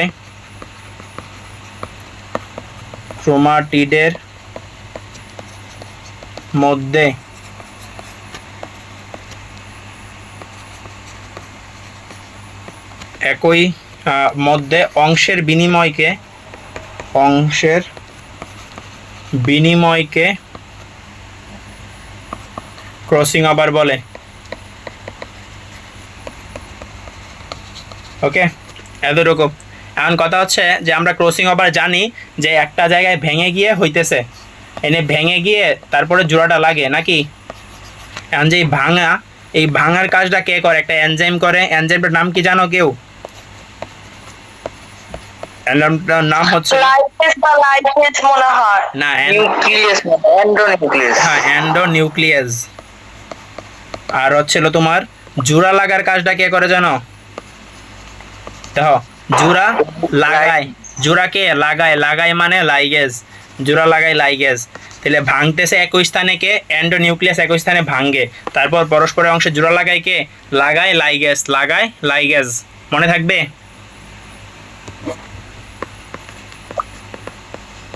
দেখো, ক্রসিং ওভারের গুরুত্ব, এটা তোমার নর্মালি পরীক্ষায় আসে। এই ক্রসিং ওভারের গুরুত্ব দিকে এই বছর আমার সময় একটা মেডিকেলের এমসিকিউ আসছিল। ওকে, আচ্ছা, জিনিসটাতে খেয়াল করো। তুমি এই গুরুত্বের মধ্যে তুমি কি লিখতে পারো? তুমি এই গুরুত্বের মধ্যে মায়োসিসের যে গুরুত্বগুলো আছে, এই গুরুত্বর মধ্যে দেখো কিছু কিছু গুরুত্ব তুমি এর মধ্যে লিখতে পারো। যেমন ধরো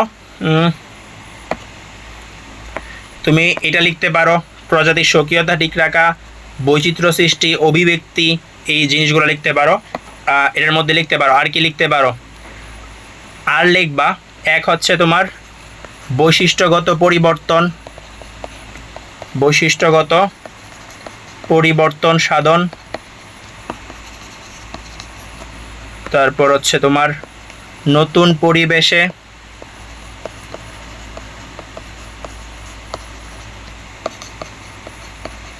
টিকে থাকার ক্ষমতা,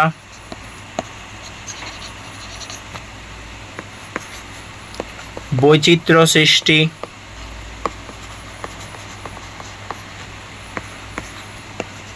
নতুন প্রকরণ সৃষ্টি,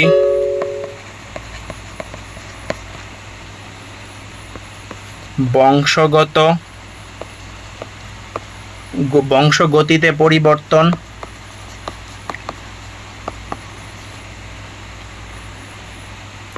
তারপর হচ্ছিল ক্রোমোজোম ম্যাপিং, বুঝাইতেছি ক্রোমোজোম ম্যাপিংটা কি। ক্রোমোজোম ম্যাপিং, তারপর হচ্ছে ক্রোমোজোমের জিনের অবস্থান,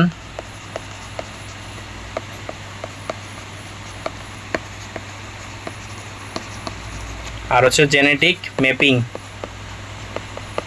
দেখো এই দুইটা ম্যাপিং কার অংশ হচ্ছে তোমার ক্রসিং ওভারের। এর মধ্যে আমাদের সময় আসছিল ক্রোমোজোম ম্যাপিংয়ে মানে ক্রোমোজোম ম্যাপিংয়ে গুরুত্বপূর্ণ ভূমিকা পালন করে কে, বা ক্রোমোজোম ম্যাপিংয়ে সাহায্য করে নিচের কোনটি।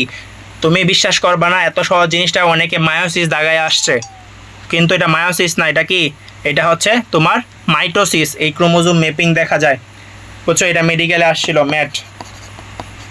এখন হচ্ছিল তোমার ক্রোমোজোম ম্যাপিংটা কি। ক্রোমোজোম ম্যাপিং হচ্ছে, ক্রোমোজোম ম্যাপিং জিনিসটা কি, এটা হচ্ছিল ক্রোমোজোমের মধ্যে যে জিনের যে বিন্যাস, বুঝছো, এই জিনের বিন্যাসটাকে বলা হয় ক্রোমোজোম ম্যাপিং। মানে কোইনে কোন জিনটা আছে ওইটা নির্ণয় করাকে ক্রোমোজোম ম্যাপিং বলা হয়। তাহলে ক্রোমোজোমে জিনের রেখাকার বিন্যাস নির্ণয়। ওকে, এটা হচ্ছে ক্রোমোজোম ম্যাপিং। সো আজকে যতটুকু পড়ালাম এর মধ্যে কারো কোনো সমস্যা আছে?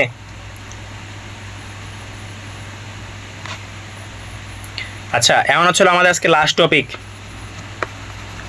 তাইলে আমাদের অধ্যায় শেষ। মাইটোসিস ও মায়োসিসের মধ্যে পার্থক্য, এটা কিন্তু আমি তোমাদেরকে অলরেডি পড়ায় ফেলছি, বুঝছো। এখন দেখো এই একটা জিনিস, কে বলবা? তুবা বলবা, তুবা। জি। আচ্ছা তুমি বলো যে মানে মায়োসিস আর মাইটোসিসের মধ্যে আমরা একটা জিনিস পড়ছি যেটা মায়োসিসের মধ্যে আছে কিন্তু মাইটোসিসের মধ্যে নাই, কি? এই যে ল্যাপটে যাই ফাঁকা পেলে ডিপলি ডাক দিলে, মানে ল্যাপটোটিন, জাইগোটিন, ডিপ্লোটিন, ডায়াকাইনেসিস, প্যাকাইটিন, এগুলা কি মাইটোসিসে আছে? না। তাহলে মায়োসিসে কি আছে? মায়োসিসের মধ্যে হ্যাঁ আছে। তাহলে এখন দেখো একটা জিনিস, আমি হচ্ছিল এখন পার্থক্যটা এইভাবে সাজাবো, একটা এনে মানে একটা মাইন্ড গেম খেলবো। দেখো কত সুন্দরভাবে মানে কয়টা ধাপ বানাই। তুমি এখন আমাকে মানে তোমরা আমার সাথে বলবা, এই মায়োসিসের মধ্যে পড়ছিলাম কি, ল্যাপটোটিন, জাইগোটিন, প্যাকাইটিন, ডিপ্লোটিন, ডায়াকাইনেসিস। ল্যাপটোটিনের মধ্যে আমরা কি কি দেখছিলাম? বুকে দেখছিলাম, মনে আছে? পোলারাইজড বিন্যাস আর বুকে। পোলারাইজড বিন্যাস। হ্যাঁ, তো তুমি এনে লিখবা পোলারাইজড বিন্যাস। না না, প্রথমে তুমি সংজ্ঞা দিবা, প্রথমে সংজ্ঞা দিবা, এর সংজ্ঞাটা দিবা, এটা তোমাদেরকে আমি লিখে দিছি। তারপরে কি লিখবা? তারপরে লিখবা সংগঠন স্থান। প্রথমে তুমি নর্মালগুলো লিখো যেগুলো জানো। মাইটোসিস হয় দেহ কোষে আর মায়োসিস হয় জনন মাতৃকোষে, ঠিক আছে। তারপরে লিখতে পারো যে আর কি অপত্য কোষের সংখ্যা। অপত্য কোষ কয়টা সৃষ্টি হয় মাইটোসিসের মাধ্যমে? দুইটা, আর ওইটা হবে চারটা। হ্যাঁ, চারটা। তারপর ছিল অপত্য কোষে ক্রোমোজোম সংখ্যা। মাইটোসিসের সমান আর অর্ধেক হয়ে যায়।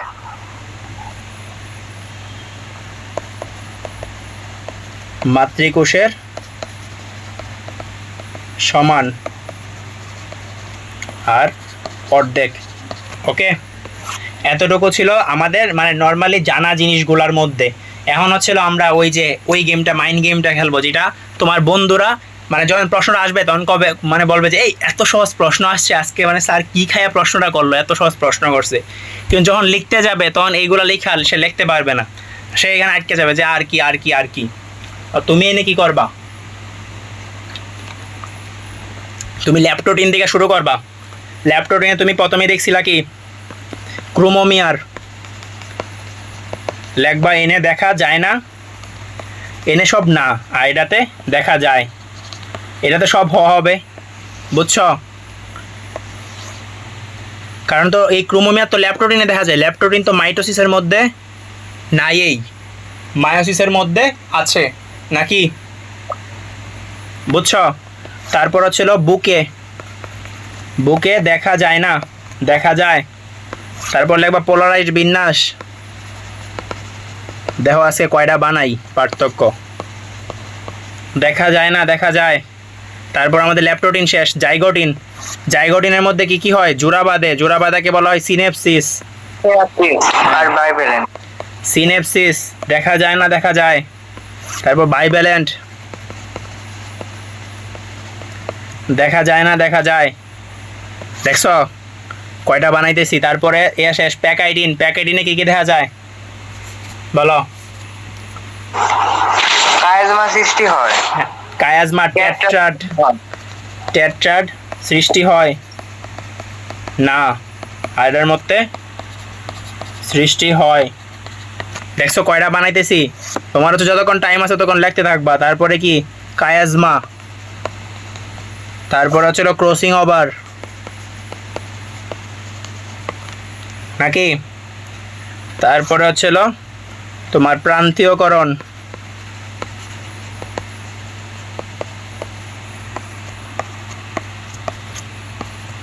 তারপর হচ্ছে লুপের সৃষ্টি,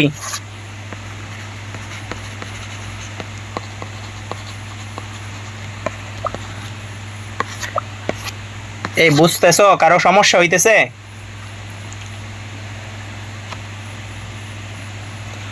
এতটুকু ক্লিয়ার? দেখছো কয়টা বানাইছি? না, হ্যাঁ বলো বলো কি সমস্যা বলো।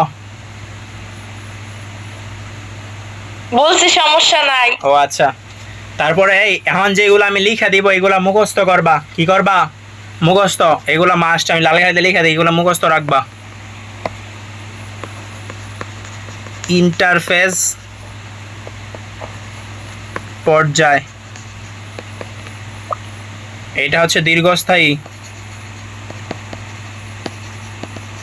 আর এটাটা হচ্ছিল ক্ষণস্থায়ী। তারপর হচ্ছিল পর্যায় মধ্যক দশা,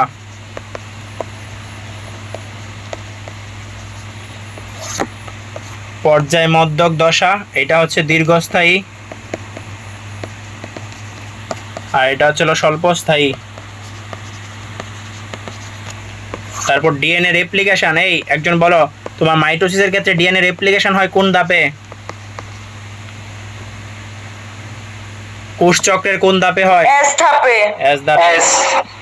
এস ধাপে। হ্যাঁ, ইন্টারফেজের এস ধাপে। আর হচ্ছে মায়োসিসের ক্ষেত্রে আমি লিখে দিছিলাম কইনে হয়? প্রোফেজে। প্রোফেজ। হ্যাঁ, প্রোফেজে। আচ্ছা আমাদের হ্যাঁ এতটুকু ছিল আমাদের হচ্ছিল পার্থক্য। দেখছো কয়টা লিখছি, হিসাব ছাড়া লিখে ফেলছি। এগুলা দিলে তোমার 1 নাম্বারও কম দিতে স্যার, মানে স্যারের কি বলে বিবেকে বাঁধবে। যদি স্যারের অন্তত একটু হলেও বিবেক থাকে তোমাকে কম দিবে না। ওকে আচ্ছা, এখন একটা লাস্ট জিনিস দেখো, আমরা যে এই যে মায়োসিস 1 আর মায়োসিস 2 পড়লাম না, এই মায়োসিস 1 আর হচ্ছিল মায়োসিস 2, এর মাঝখানে কি হবে? এই একবার যে নিউক্লিয়াসের বিভাজন হলো পরে সাইটোপ্লাজমের বিভাজন হবে না? তাহলে এনে একটা সাইটোকাইনেসিস হবে, তাহলে এইটাকে বলা হয় সাইটোকাইনেসিস 1। আর এর মায়োসিস 2 এর পরে যেটা হবে ওইটাকে বলা হয় সাইটোকাইনেসিস কি 2। বুঝছো? এই সাইটোকাইনেসিস 1 এর আরেক নাম হচ্ছিল ইন্টারকাইনেসিস। ইন্টারকাইনেসিস, কারণ ইন্টার মানে কি 2 জনের মধ্যে। এই দাও একটা 1, এই যে একটা 2, দুইটার মধ্যে হইতেছে কয় না ইন্টার স্কুল টুর্নামেন্ট, মানে দুইটা স্কুলের মধ্যে টুর্নামেন্ট, মানে স্কুলে টুর্নামেন্ট। এই হচ্ছিল দুইটার মাঝখানে আছে, দ্যাটস ওয়াই ইন্টারকাইনেসিস। ক্লিয়ার? ইন্টারকাইনেসিস কি দাও, তাহলে তোমার আসতে পারে যে ইন্টারকাইনেসিস কি, তুমি বলবা মায়োসিস প্রক্রিয়ায়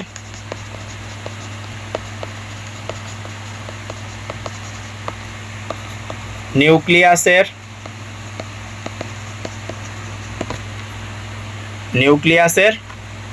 প্রথম ও দ্বিতীয় অন্তর্বর্তীকালীন সময়কে ইন্টারকাইনেসিস বলে। ঠিক আছে? এই সময় তোমার কি সৃষ্টি হয়? এই সময় তোমার আরএনএ সৃষ্টি হয় আর প্রোটিন সৃষ্টি হয়। আরএনএ আর প্রোটিন, আরএনএ আর প্রোটিন সৃষ্টি হয়, কিন্তু ডিএনএ রেপ্লিকেশন হয় না। ডিএনএ রেপ্লিকেশন প্রোফেজে হয়, ডিএনএ রেপ্লিকেশন হয় না। এই ক্লিয়ার এতটুকু?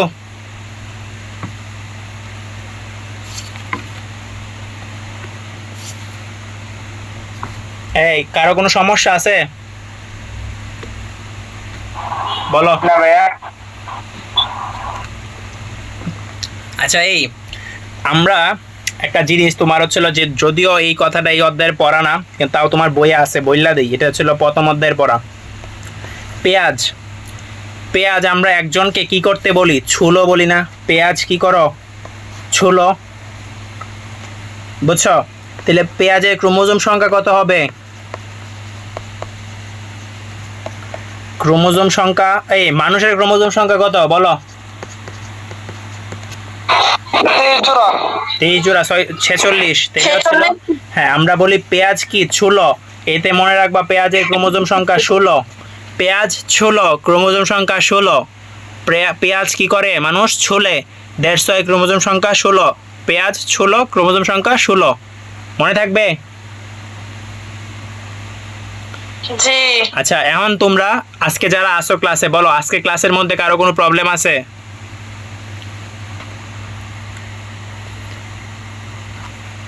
আচ্ছা আমি এক এক করে নাম করে বলি। তুবা, তোমার কোনো প্রবলেম আছে? না। আচ্ছা মোহাম্মদ, কোনো প্রবলেম আছে?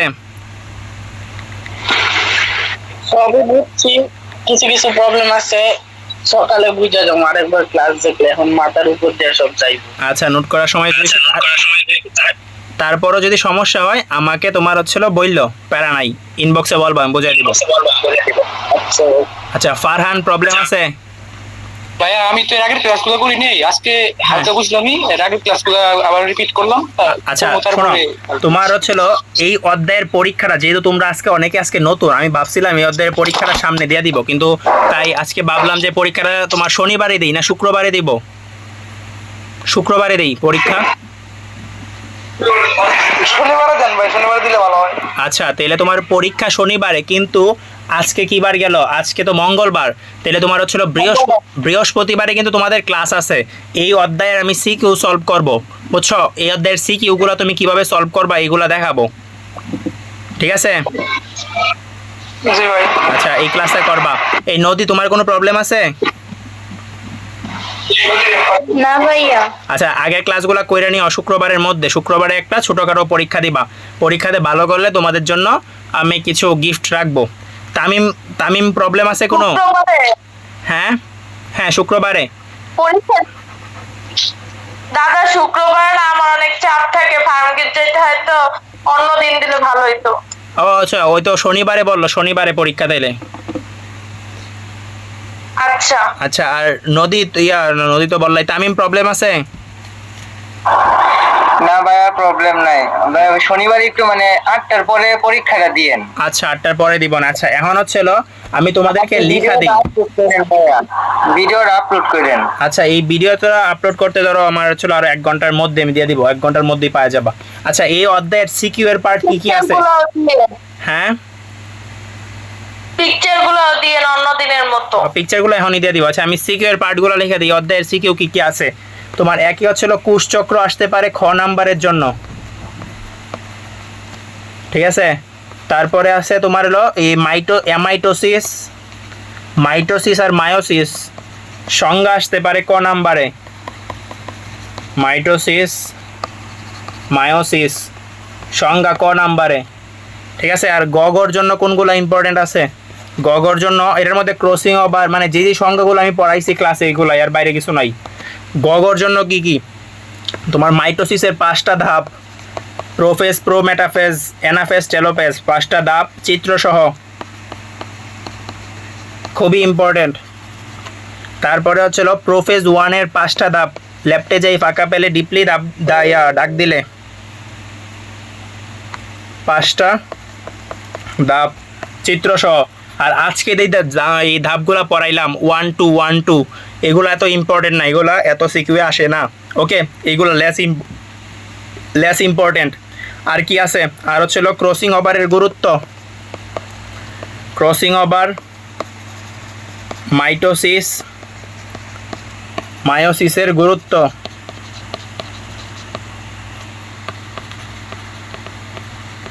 তারপর হচ্ছিল মাইটোসিস মায়োসিসের পার্থক্য। এতটুকুই তোমাদের সিকিউর পার্ট। তোমরা যেই কলেজেরই আসো এর বাইরে কিছু আসবে না, আসলে আমাকে দৈর। মায়াসের পার্থক্য। ঠিক আছে, ক্লিয়ার? সবগুলো আমি পড়াই দিছি একবার হাতে কলমে। আচ্ছা, তাহলে আজকের ক্লাস আমাদের এই পর্যন্তই। যারা আসে, ভাইয়া হ্যাঁ বলো। এক্সাম কিভাবে নেবেন, আচ্ছা, মানে হ্যাঁ। স্টাডিটা? আমি বলি, এক্সাম হচ্ছে তোমার হচ্ছে সিকিউ নিব প্লাস এমসিকিউ। এমসিকিউ তোমার হচ্ছে আমি 20টা এমসিকিউ দিব, আর হচ্ছে তোমার 2টা সিকিউ দিব। তোমার এমসিকিউ হচ্ছে তুমি ক্লিক করার সাথে সাথে মানে তোমাকে আমি একটা লিঙ্ক দিব, লিঙ্ক দিলে ওই লিঙ্কে প্রবেশ করলে তোমার দেখবা একটা একটা করে প্রশ্ন আসবে। তুমি একটা ক্লিক করবা, চলে যাবে, আরেকটা প্রশ্ন আসবে, এইভাবে একটার পর একটা প্রশ্ন আসবে। এটা হচ্ছে তোমার এমসিকিউ। আর সিকিউ এর ক্ষেত্রে কি, সিকিউ এর ক্ষেত্রে তোমার 2টা সিকিউ এর সময় থাকবে 50 মিনিট। তোমাকে আমি ধরো খাতা প্রশ্নটা দিব গ্রুপের মধ্যে, ধরো 9টায়, 9:50-এর 9টা তোমার হচ্ছে আমি 52 পর্যন্ত, 52-র মধ্যে আমাকে ছবি তুলে তোমাদের খাতাটা দিবা। এর মধ্যে তোমাদের হচ্ছে ওই খাতাটা ছবি তুলে দিবা, তারপর হচ্ছে ওই অনুযায়ী আমি করব। আর এমসিকিউ এ তোমার হচ্ছে সময় খুব কমই থাকবে। তোমরা যদি কেউ মানে বই দেখে দাগাও, আমি ওইটা বুঝতে পারবো যে কে বই দেখে দাগাইছো আর কে দাগাও নাই, কারণ হচ্ছে প্রশ্নটা আমি এমনভাবেই করব। আর হচ্ছে কেউ যদি এটা মানে বই দেখে অনলাইনের পরীক্ষার ক্ষেত্রে এই নিয়ে তো তোমার হচ্ছে এটা তোমাদের নিজেদের বিবেকের উপর, কিন্তু আমি জানি যে তোমরা হচ্ছে শিখতে আসছো, সো এরকম তোমরা কেউ করবা না, এটা আসলে করা উচিত না। এটা হচ্ছে ছোট থেকে এই মন মানসিকতা চেঞ্জ করা উচিত। তুমি যত কম পাবা তত শিখতে পারবা, এভাবে তুমি যত ভুল করবা তত বেশি শিখবা। সো আমি মানে তোমাদের প্রতি রিকোয়েস্ট থাকবে যে কেউ এরকম কিছু করবা না। নাম্বার কম পাইলেও প্যারা নাই, আমি হচ্ছে এত কিছু আমি হচ্ছে তোমাদের আস্তে আস্তে তোমরা শিখবা। আশা করি কেউ কম পাবা না। আমার ক্লাসের লেকচারের নোটগুলো পড়লেও তোমরা মোটামুটি ভালো মার্ক পাবা। মানে প্রশ্ন আমি হচ্ছে যা পড়াইছি এর বাইরে কোনো প্রশ্ন নাই আসলে, আমি দিব মানে দেওয়া আমার পক্ষে পসিবল না। হ্যাঁ বলো। মেইন বইটা পড়লে তো হবে না? হ্যাঁ, আমি তোমাকে বলি, আমি তোমার মেইন বইয়ের বাইরে কিচ্ছু পড়াইনি, বুঝছো? আমি পুরো মেইন বইটাই পড়াই। তুমি ফার্স্ট অফ অল আমার ক্লাসটা করবা, করার পরে তোমার হচ্ছে মেইন বইটা পড়বা, তাহলে দেখবা মেইন বইটা তোমার সহজ লাগতেছে, নাহলে মেইন বই কঠিন লাগবে। আমার ক্লাসটা করলে আমি দেখবা ক্লাসে মেইন বই তোমার মুখস্থ করাই দিই, দেন তোমার মেইন বইটা খুব সহজ লাগবে। ওকে, আর হচ্ছে তোমার মানে হ্যাঁ এইটাই হচ্ছে আমার মেইন মোটিভ, এইটাই তোমার মেইন বইটা সহজ করে দেওয়া। আমি তোমাকে কোনো শিট কোনো নোট দিব না। আর বৃহস্পতিবারে সিকিউ সলভ ক্লাসটা করলে আরো ক্লিয়ার হবে যে একটা প্রশ্ন দেখলে আমি কিভাবে চিন্তা করব যে এটার উত্তরটা কি হইতে পারে, ওই জিনিসগুলো আমি তোমাদেরকে বোঝাবো। ওইটা আমি প্রত্যেকটা চ্যাপ্টার শেষেই নিব, ঠিক আছে? ওকে ভাইয়া।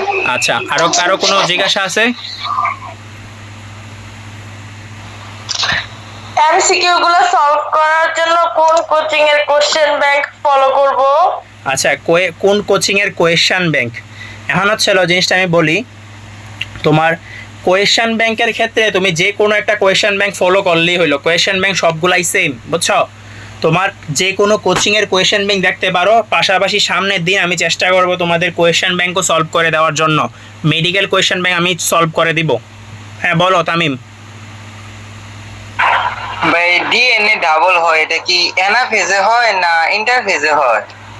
আচ্ছা, ডিএনএ ডাবলটা হয় তোমার ইন্টারফেজে, আর হচ্ছে ক্রোমোজোমটা হয় তোমার হচ্ছে ইয়াতে অ্যানাফেজে। আচ্ছা, হ্যাঁ বলো। আর কি আর আমি সামনের দিন হচ্ছে তোমার সিকিউ এর সাথে কোয়েশ্চেন ব্যাংকটা সলভ করে দিব না, প্যারা নাই। আপনার পরীক্ষার কোশ্চেন গুলো কেমন হবে? মেডিকেল স্ট্যান্ডার্ড নাকি ক্লাস কোর্স থেকে এরকম পরীক্ষা করার জন্য যে পরীক্ষাগুলো নেয় ওই রকম? আচ্ছা আমি বলি, আচ্ছা এই ফেল করবা না, কেউ ফেল করবা না, আমার হচ্ছে ক্লাস করলেই এনাফ, বুঝছো? আমি বলি তোমার মেডিকেল স্ট্যান্ডার্ড প্রশ্ন করে বা বইয়ের স্ট্যান্ডার্ড প্রশ্ন করে যাই করি, আমার ক্লাসের বাইরে কিছু নাই। ক্লাসের বাইরে থেকে কিছু করার মতো প্রশ্ন নাই, আমি কই থেকে দিব ভাই? আমি তোমার যদি ধরো ইন্ডিয়ার যে মেডিকেল পরীক্ষাটা আছে ওইটাকে বলা হয় নিট স্ট্যান্ডার্ড প্রশ্ন করলে ওই অধ্যায় তো এইগুলাই মূলত হচ্ছিল তোমার মেইন বই, এগুলাই দেওয়া, এর বাইরে কিছু নাই। তো তোমার প্রশ্ন তো এখান থেকেই হবে। মেডিকেলের জন্য নিট পড়তে হয় শুধু, না ইঞ্জিনিয়ারিং এর জন্য পড়তে হয়? হ্যাঁ, নিট পড়া লাগে না, আমি এটা বললাম আর কি। নিটের প্রশ্নের সাথে বাংলাদেশের প্রশ্নের কোনো মিল নাই, নিটের প্রশ্ন লাগে না, এটা বললাম আর কি, কথার কথা। এমসিকিউ এ কি নেগেটিভ মার্কিং থাকবে? হ্যাঁ, এমসিকিউ এ না, তোমাদের হচ্ছিল এখন তো তোমাদের আমি বোর্ড স্ট্যান্ডার্ড নিতেছি, তোমাদের বোর্ডে তো নেগেটিভ মার্কিং নাই। যখন হচ্ছিল সবাই অ্যাডমিশন নিয়ে আসে, যখন তোমার হচ্ছিল আমি মান্থলি পরীক্ষা নিব না, এডমিশন স্ট্যান্ডার্ড একটা পরীক্ষা নিব মান্থলি, তখন নেগেটিভ মার্ক দিব, ছোট একটা পরীক্ষা নিব 50 নাম্বারের একটা পরীক্ষা। ওইটা হচ্ছে তোমার ভার্সিটি প্লাস মেডিকেল স্ট্যান্ডার্ড, কারণ যেহেতু বায়োলজি ইঞ্জিনিয়ারিংয়ে নাই, তোমার অনেকের ভার্সিটি টার্গেট, অনেকের মেডিকেল টার্গেট। ঠিক আছে? আচ্ছা, আর কারো কোনো প্রশ্ন আছে? আচ্ছা, আমি কিন্তু তোমার হচ্ছিল এডমিশন, তোমার বুঝছো আমার কাছে পড়লে দেখবা এডমিশনে তোমার কোচিংয়ে বায়োলজি ক্লাস করা লাগবে না, দেখবা তুমি মোটামুটি সব তোমার ক্লিয়ার। কোচিংয়ে যাই দেখবা বাইরা যা বলতেছে আমি অলরেডি তোমার তা পড়ায় রাখা দিছি।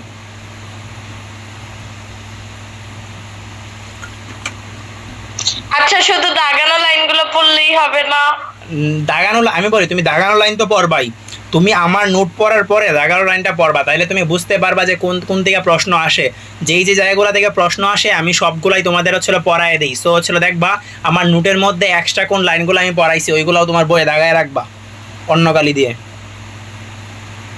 দাগানো বই লিংকটা গ্রুপে দিয়েন। আচ্ছা, আমি তোমাদের জন্য আরেকটা আলাদা পিডিএফ এর গ্রুপ বানাবো, ওইটার মধ্যে তোমরা কেউ মেসেজ দিতে পারবা না, শুধু আমার মেসেজ থাকবে, ওইটার মধ্যে শুধু পিডিএফই থাকবে।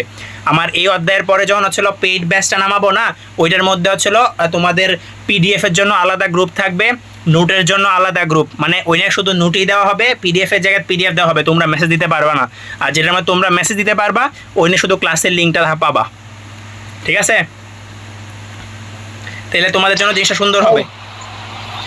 দাগানো বই আগে পড়বো নাকি ক্লাস আগে করবো? ক্লাস আগে করবা, নোট করবা, আগে নোট পড়বা, দেন তুমি বই পড়বা, মেইন বই। আমার নোট পড়ার আগে মেইন বই পড়ো না, মেইন বই কঠিন লাগবে। আমার নোট পড়ার পরে মেইন বই পড়বা, দেখবা মেইন বই একবার পানি পানি। মানে দাগানো বই আর কি যেইগুলা লাইন দাগানো আছে ওইগুলা ঠাড়া মুখস্থ? ওইগুলো আমি তোমার মুখস্থ অলরেডি করাই আলছি, আজকে তুমি ক্লাসে বলছো না, দেখবা এগুলো তোমার আমি অলরেডি মুখস্থ করাই ফেলছি। তোমার যে আমি বারবার বলাই ওইগুলো দাগানো লাইনগুলোই তোমার আমি বলাই, যাতে তোমার এনি মুখস্থ হয়ে যায়। আজকে যারা নতুন ওদেরকে তো আমি প্রশ্ন করি নাই, কারণ হচ্ছে ওরা আজকে নতুন, যারা পরে দিয়ে ক্লাস করবে আমি সবাইরে ক্লাসে প্রশ্ন করতে করতে দাগানো লাইন মোটামুটি মুখস্থ করে ফেলাই। আর এমনি দাগানো লাইন ছাড়া আর কি অধ্যায়টা এক দুইবার পড়লে হইব না? হ্যাঁ হ্যাঁ, তোমার হচ্ছে তুমি দুইবার পড়ার মধ্যে আমার নোটটা পড়ার পরে তুমি বুঝবাই কোন কোন জায়গা থেকে প্রশ্ন হয়, তখন ওই ওই জায়গাগুলো একটু সাথে পড়ে নিবা। ঠিক আছে? ঠিক আছে। ঠিক আছে, আর কারো কোনো? ভাইয়া? হ্যাঁ বলো। আচ্ছা দাদা, অনেকে বলে মেডিট্রিক্স ফলো করতে, আবার অনেকে বলে রেটিনার কোশ্চেন ব্যাংক ফলো করতে। দুইটাই কিনবো নাকি যে কোনো একটা কিনবো? আর কিনলে কোনটা ভালো হবে? আচ্ছা বলতেছি তোমার নদী কি বলতেছিলা বলো। ভাইয়া আপাতত কোন বইটা কিনলে মেডিকেলের জন্য ভালো হতো, মানে আপাতত একটু একটু করে পড়া শুরু করলে? আচ্ছা আমি বলি, তোমার মেডিকেলের জন্য যে ও সেম প্রশ্ন দুজনেরটা মেডিট্রিক্স, ওই যে বললো তোমার হচ্ছে এই নর্মালি হচ্ছে তোমার মেইন বই হচ্ছে মাস্ট, বুঝছো? আর যেই বইগুলাই তুমি কিনবে ওইগুলো তোমার সহায়ক বই। তুমি মেডিকেলের জন্য তোমার যদি টার্গেট হয় তুমি মেইন বইটা সবচেয়ে আগে পড়বা। তোমার এখন কথা হচ্ছে ভাই মেইন বইটা তো কঠিন করে, মেইন বইয়ে কঠিন করে দেওয়া থাকে, দ্যাটস ওয়াই হচ্ছিল অনেকে মেডিট্রিক্স দেখে, অনেকে আছে রেটিনার বই দেখে, অনেকে উন্মেষ, অনেকে মেডিকোর বই দেখে। আমি তোমারে বলবো হচ্ছে ওই বইগুলা পড়তে গেলে তোমার জিনিস ডাবল পড়া হবে, কারণ তুমি একবার মেইন বই পড়বা, ওইগুলা তো মেইন বইয়ের জিনিসই, তুমি ওইগুলা কিনে রাখতে পারো, সমস্যা নাই। তুমি কি করবা এখন, তুমি হচ্ছে আমার খাতা পড়ার পর আমার খাতা তোমার রেটিনা, উন্মেষ, মেডিকোর বইয়ের মতো কাজ করবে, তারপরে তুমি মেইন বইটা পড়বা। মানে তোমার ওই বইগুলোর উদ্দেশ্য থাকে মেইন বইটাতে সহজ হয়, ওই কাজটা আমার নোটটা করবে। সো তোমার ওইগুলো আলাদা কিনে পড়ার মতো টাইম থাকবে না। আসলে আলটিমেটলি জিনিসটা যেটা, অনেকের শুরুতে আবেগে বইগুলা কিনে কিন্তু আলটিমেটলি সে পড়তে পারে না, কারণ মেইন বই পড়ার পরে আর সময় থাকে না। তোমার এখন কাজ হচ্ছে আমি তোমাদেরকে যা পড়াইতেছি আমার নোট পড়া, তারপর হচ্ছিল মেইন বই পড়া। আর এর মধ্যে তুমি কিনলে কি কিনতে পারো, তুমি একটা কোয়েশ্চেন ব্যাংক কিনতে পারো এইচএসসির, যেটা দেখলে তুমি বুঝতে পারবা যে ওই মানে কোন কোন টপিক থেকে প্রশ্ন আসে। আর এর সাথে একটা মেডিকেল কোয়েশ্চেন ব্যাংক রাখতে পারো, যাতে তুমি বুঝতে পারো যে আসলে প্রশ্নগুলো কোন স্ট্যান্ডার্ডে হয়। এইগুলা জানা থাকলেই তোমার এনাফ। আর হচ্ছিল তুমি যদি বলো যে ভাই আমি প্র্যাকটিস করবো কোথা থেকে, তুমি প্র্যাকটিস করার জন্য হ্যাঁ এই হচ্ছে তুমি যে এই বইটা কিনবা, যে যে এইচএসসি কোয়েশ্চেন ব্যাংক, যেটা ধরো গাইড, মডেল টেস্ট, ওইগুলোতে এমসিকিউ থাকে, ওইগুলো আপাতত তুমি সলভ করবা। আর এক্সট্রা মানে এখন এইসব কোচিংয়ের বই নেওয়া আমার মতে উচিত না, কারণ হচ্ছে ওইগুলো তুমি পড়ার টাইম পাবা না, আলটিমেটলি এত টাইম থাকে না নর্মালি। কারণ তুমি যদি বায়োলজি এতগুলা পড়তে যাও তোমার কিন্তু আলটিমেটলি ফিজিক্স কেমিস্ট্রিও আছে। তুমি বইয়ের প্রিপারেশন না নেও তোমার তো ম্যাথ কি করা লাগবে না, ফিজিক্সের ম্যাথ কেমিস্ট্রির ম্যাথ করা লাগবে না, ওইগুলো তো অনেক প্র্যাকটিসের জিনিস, ওইগুলো অনেক করা লাগে। হ্যাঁ বলো, বুঝছো কথাটা? আচ্ছা ভাইয়া। কিন্তু আমি আসলে নিজে মুখস্থ করে পড়ার চেয়ে আটকে গিয়ে শিখতে বেশি পছন্দ করি, আর ওইটাই আমার মনে থাকে বেশি। তো ওই জন্য আর কি প্রশ্নের সাথে পরিচিত হওয়ার জন্য কোন বই ফলো করতে পারি? সবগুলো বইতে এমসিকিউ কম লাগে আমার কাছে। আচ্ছা আসলে মেইন বই তো এমসিকিউ কম থাকবেই, তুমি প্র্যাকটিসের জন্য যে কোনো কোচিংয়ের বই রাখতে পারো, প্র্যাকটিসের জন্য ওইগুলো সমস্যা নাই। তুমি যদি এক্সট্রা কিছু পড়তে যাও আমি তোমারে বলবো যে তুমি ধরো মেইন বইটা রাখলা, সাথে হচ্ছে যে কোনো একটা কোচিংয়ের বই রাখতে পারো, উন্মেষ অথবা রেটিনা যে কোনো একটা বই রাখো। রাখলে তুমি যখন পড়তে গিয়ে কোনো একটা টপিক যখন কঠিন লাগে ওইটা তো আমি তোমার ক্লাসে কইরা দিই বই সলভ, মানে যে তোমার মন চাইতেছে পড়ার জন্য তুমি রাখতে পারো, মানে আলটিমেটলি এটা তোমার কাজে লাগবে না। তোমার প্র্যাকটিস করার জন্য বাজারে যে কোনো বই কিনতে পারো, প্র্যাকটিসের জন্য আলটিমেটলি মানে ওই বইটাই লাগবে এরকম কিছু নাই, বুঝছো? তোমার হচ্ছিল এখন কাজ হচ্ছে নর্মালি তুমি তোমার হচ্ছিল মেডিকেল কোয়েশ্চেন ব্যাংক সাথে রাখা, মেডিকেল কোয়েশ্চেন ব্যাংক দেখবা, মেইন বই দেখবা, আর সাথে এইচএসসির প্রশ্ন ব্যাংক মানে একটা টেস্ট পেপার দেখবা। এই তিনটা সলভ করলে আর কিছু লাগবে না ভাই। আমি তোমারে বলি আমি আমার একাডেমিকে শুধু মেইন বইটাই পড়তাম বারবার, বুঝছো? মেইন বই পড়তে পড়তে মেইন বই ঝাঁঝরা করে ফেলছিলাম। তো আমার কাছে হচ্ছিল জিন থেকে এই প্রশ্ন করতো, আমার কোনো প্যারা লাগতো না। সো আলটিমেটলি তোমার মেইন টার্গেট মেইন বই ভাই, তুমি হচ্ছিল মেইন বই বাদ দিয়া যত সহায়ক বই পড়ো আলটিমেটলি লাভ হবে না, তোমার ফার্স্ট প্রায়োরিটি মেইন বই, ঠিক আছে? ভাইয়া আমরা তো জিকে নাই, তাহলে আমরা মেডিকেলের জন্য জিকে হ্যাঁ আচ্ছা গুড কোয়েশ্চেন। জিকে কেমন করবো আমি বলি, তোমার হচ্ছিল ইংলিশ জিকে। আর তোমরা আমার কাছে যারা মনে করো যে সামনে কন্টিনিউ করবা না, তাদের তো আমি বললাম না একটা মান্থলি তোমাদের মেডিকেল স্ট্যান্ডার্ড পরীক্ষা নিব নেগেটিভ মার্ক সহ, বলছি না? ওই নিয়ে কি করবো, ওই নিয়ে তোমার ধরো আমি এক মাসে ধরো বায়োলজি 3টা অধ্যায় বা 2টা অধ্যায় পড়াইলাম, ওই 2টা অধ্যায়ের সাথে তোমাকে আমি একটু জিকে পড়া দিব, একটু ইংলিশ পড়া দিব। মেডিকেলের ইংলিশ আর একাডেমিকের ইংলিশ তো আলাদা, ওই জিনিসগুলো পড়া দিব। ওইগুলাকে তোমাদের ছিল প্রত্যেক মাসের শুরুতে আমি বললা দিব যে এইগুলা পড়া, সামনে মানে মান্থলি পরীক্ষা এগুলো থাকবে। সো তোমরা হচ্ছিল কি করবা, মান্থলি পরীক্ষার সময় পড়তে গিয়া মানে এগুলো আস্তে আস্তে পড়ে রাখবা, তাহলে দেখবা জিকে ইংলিশ মোটামুটি অনেকটা পড়া হয়ে যাবে তোমাদের, ঠিক আছে? তাহলে ভাইয়া কোনো বই কিনা লাগতো না? হ্যাঁ বই তো লাগবেই, অবশ্যই লাগবে। এখন তুমি হচ্ছিল জিকের জন্য তুমি হচ্ছিল রেটিনার বইটা বেটার জিকের জন্য, বুঝছো? তুমি জিকের জন্য রেটিনার বইটা আমি এখন বলি শোনো, জিকে এখনই কিনো না, বুঝছো? কিন্তু জিকে কিন্তু এখন চেঞ্জ হয়েছে, কারণ তোমার সরকার চেঞ্জ হয়েছে। আগে বঙ্গবন্ধু থেকে প্রশ্ন আসতো, এখন আসবে না। সো এই বছর কি প্রশ্ন হয় এইটার উপর ডিপেন্ড করবে তুমি জিকে বই কিনবা কিনা। প্রশ্নটা হোক মানে এই বছরের পরীক্ষাটা হোক, তারপরে আমি বলবো না কোনটা বেটার, ঠিক আছে? আর আপাতত ওকে ভাইয়া। হ্যাঁ আপাতত ইংলিশের জন্য তুমি কি কিনতে পারো আমি বলি। ইংলিশ হচ্ছিল কি, ইংলিশ তো তোমার অনেক পড়া। ইংলিশের ক্ষেত্রে এখন তো যেহেতু তোমরা শুরুতে আসো, তোমরা একটা মোটা বই কিনতে পারো, এত চিকন বই শুরুতেই নেওয়ার দরকার নাই। এখন তোমাদের হাতে এনাফ টাইম, একটা মোটা বই নাও, মোটা বই আস্তে আস্তে পড়তে থাকো। তখন যখন হচ্ছিল এডমিশনে যাবা তখন হচ্ছিল মানে অনেক টাইম আছে, তো আস্তে শুরু থেকে যদি পড়তে পারো তাহলে মোটা বইগুলো পড়া বেটার। তুমি হচ্ছিল বাজারে একটা বই পাওয়া যায় মাস্টার বইটা রাখতে পারো ইংলিশের জন্য, ঠিক আছে? আর কোচিং এর বইগুলো হচ্ছে চিকন বই, কোচিং এর বইগুলা তোমার হচ্ছিল নর্মালি এডমিশন সময় পড়ার জন্য, আর শুরু থেকে পড়ার জন্য এইগুলা বেটার। তোমার হচ্ছিল মাস্টার বইটা, এটা অনেকটা মোটা বই, এটা শুরু থেকে পড়তে পারবা। আচ্ছা দাদা, আচ্ছা হ্যাঁ একজন বলো। আচ্ছা অনেকে বলে যে এসএসসি তে যেমন গাইড ইউজ করে ওইরকম গাইড ইউজ করতে, আর অনেকে বলে যে এইচএসসি তে গাইড কিনা লাগে না, এখন কোনটা সঠিক? আচ্ছা গাইড হচ্ছে, তো আমি বলি আমি নর্মালি গাইড কিনি নাই, আমি হচ্ছিল মেইন বই পড়তাম, আর আমার গাইড লাগলে আমার বন্ধুটাই না পড়তাম। এখন কথা হচ্ছে তোমার মানে প্র্যাকটিসের জন্য গাইড দরকার, বুঝছো? নর্মালি গাইড তো তুমি মানে ইন্টারের মতো তুমি স্কুলের মতো গাইড থেকে প্রশ্ন মুখস্থ করবা না, মেইন বই পড়বা, আর সাথে তোমার প্র্যাকটিসের জন্য তোমার গাইড লাগবে। তোমার হচ্ছে প্র্যাকটিস করতে গেলে বোর্ড প্রশ্ন তোমার অবশ্যই দেখা লাগবে, যেন তোমার গাইড কিনাই লাগে আলটিমেটলি বোর্ড প্রশ্ন দেখার জন্য। টেস্ট পেপার কিনলে হলো না? হ্যাঁ হবে, টেস্ট পেপার কিনলে হবে, গাইড কিনলে হবে, সমস্যা নেই, একটা কিনলেই হয়েছে। তো গাইডের মধ্যে তো মনে করলেন এগুলো তো টেস্ট পেপারই তো আছে। আচ্ছা তোমাদের সময় টেস্ট পেপার কেনার সময় একটু খেয়াল রাখবা, তোমাদের আগের ব্যাচগুলো মানে নতুন টেস্ট পেপার কিনবা, আগের ব্যাচগুলো যারা ছিল ওরা কিন্তু সবাই শর্ট সিলেবাসে দিছে, কোনো পুরান টেস্ট পেপার কিনতে যায় না, ওখানে সব শর্ট সিলেবাস, ঠিক আছে? 24-এর পরীক্ষা শেষ হলে তো মনে হয় নতুনটা বের হবে না? হ্যাঁ, না তোমাদেরটা তো 25 ব্যাচে তো শর্ট সিলেবাস, তোমরা টেস্ট পেপার পাবা না। তোমরা টেস্ট পেপার পাবা তোমাদের টেস্ট পরীক্ষা হইলে, এর আগে তোমরা টেস্ট পেপার পাইবা না। তোমরা আসলে গাইডেই কিনা লাগবে মনে হয়। আচ্ছা এই ভাইয়া পুরান গাইডে হবে না? হ্যাঁ, ওই যে পুরান guide 20 হবে। সালে 20 সালে যে মেইন পরীক্ষা 17 দিন আগে বন্ধ হয়ে গেছিল না, ওইবার তো তাহলে টেস্ট পেপার বের হয়েছিল। ওইটা কিনলে ভালো হবে নাকি গাইড কিনলে ভালো হবে? আচ্ছা আমি বলি, তোমরা হচ্ছিল যায়া দেখবা হচ্ছিল 1 বছর পুরান কিছু গাইড আছে না, পুরান বইয়ের দোকান থেকে কিনে নিতে পারো। গাইড হচ্ছে যেগুলো ফুল সিলেবাসের গাইড আছে, গাইড নর্মালি ফুল সিলেবাসই থাকে। আর হচ্ছে যদি তোমরা কিনতে চাও টেস্ট পেপার, তাহলে এত পুরান টেস্ট পেপার এখন পাবা না বাজারে আসলে, বুঝছো? তুমি হচ্ছিল যদি পাও ভাগ্যক্রমে কিনতে পারো, আর নাইলে হচ্ছিল পুরান গাইড কিনতে পারো যদি না বের হয়। ঠিক আছে? আমার কাছে একটা লাইব্রেরিতে আর কি বললে আইনা দিবে কি? এখন কি ওই টেস্ট পেপার অর্ডার দিব নাকি গাইডের অর্ডার দিব? আচ্ছা তোমার হচ্ছিল তোমার গাইডের দামটা একটু বেশি, টেস্ট পেপারের দামটা একটু কম, এই হচ্ছে তফাৎ। খরচ নিয়ে সমস্যা নাই, বই কেনার জন্য বাজেট আছে মোটামুটি 10-15। আচ্ছা না, ওইটার জন্য তোমার এটাও থাকবেই।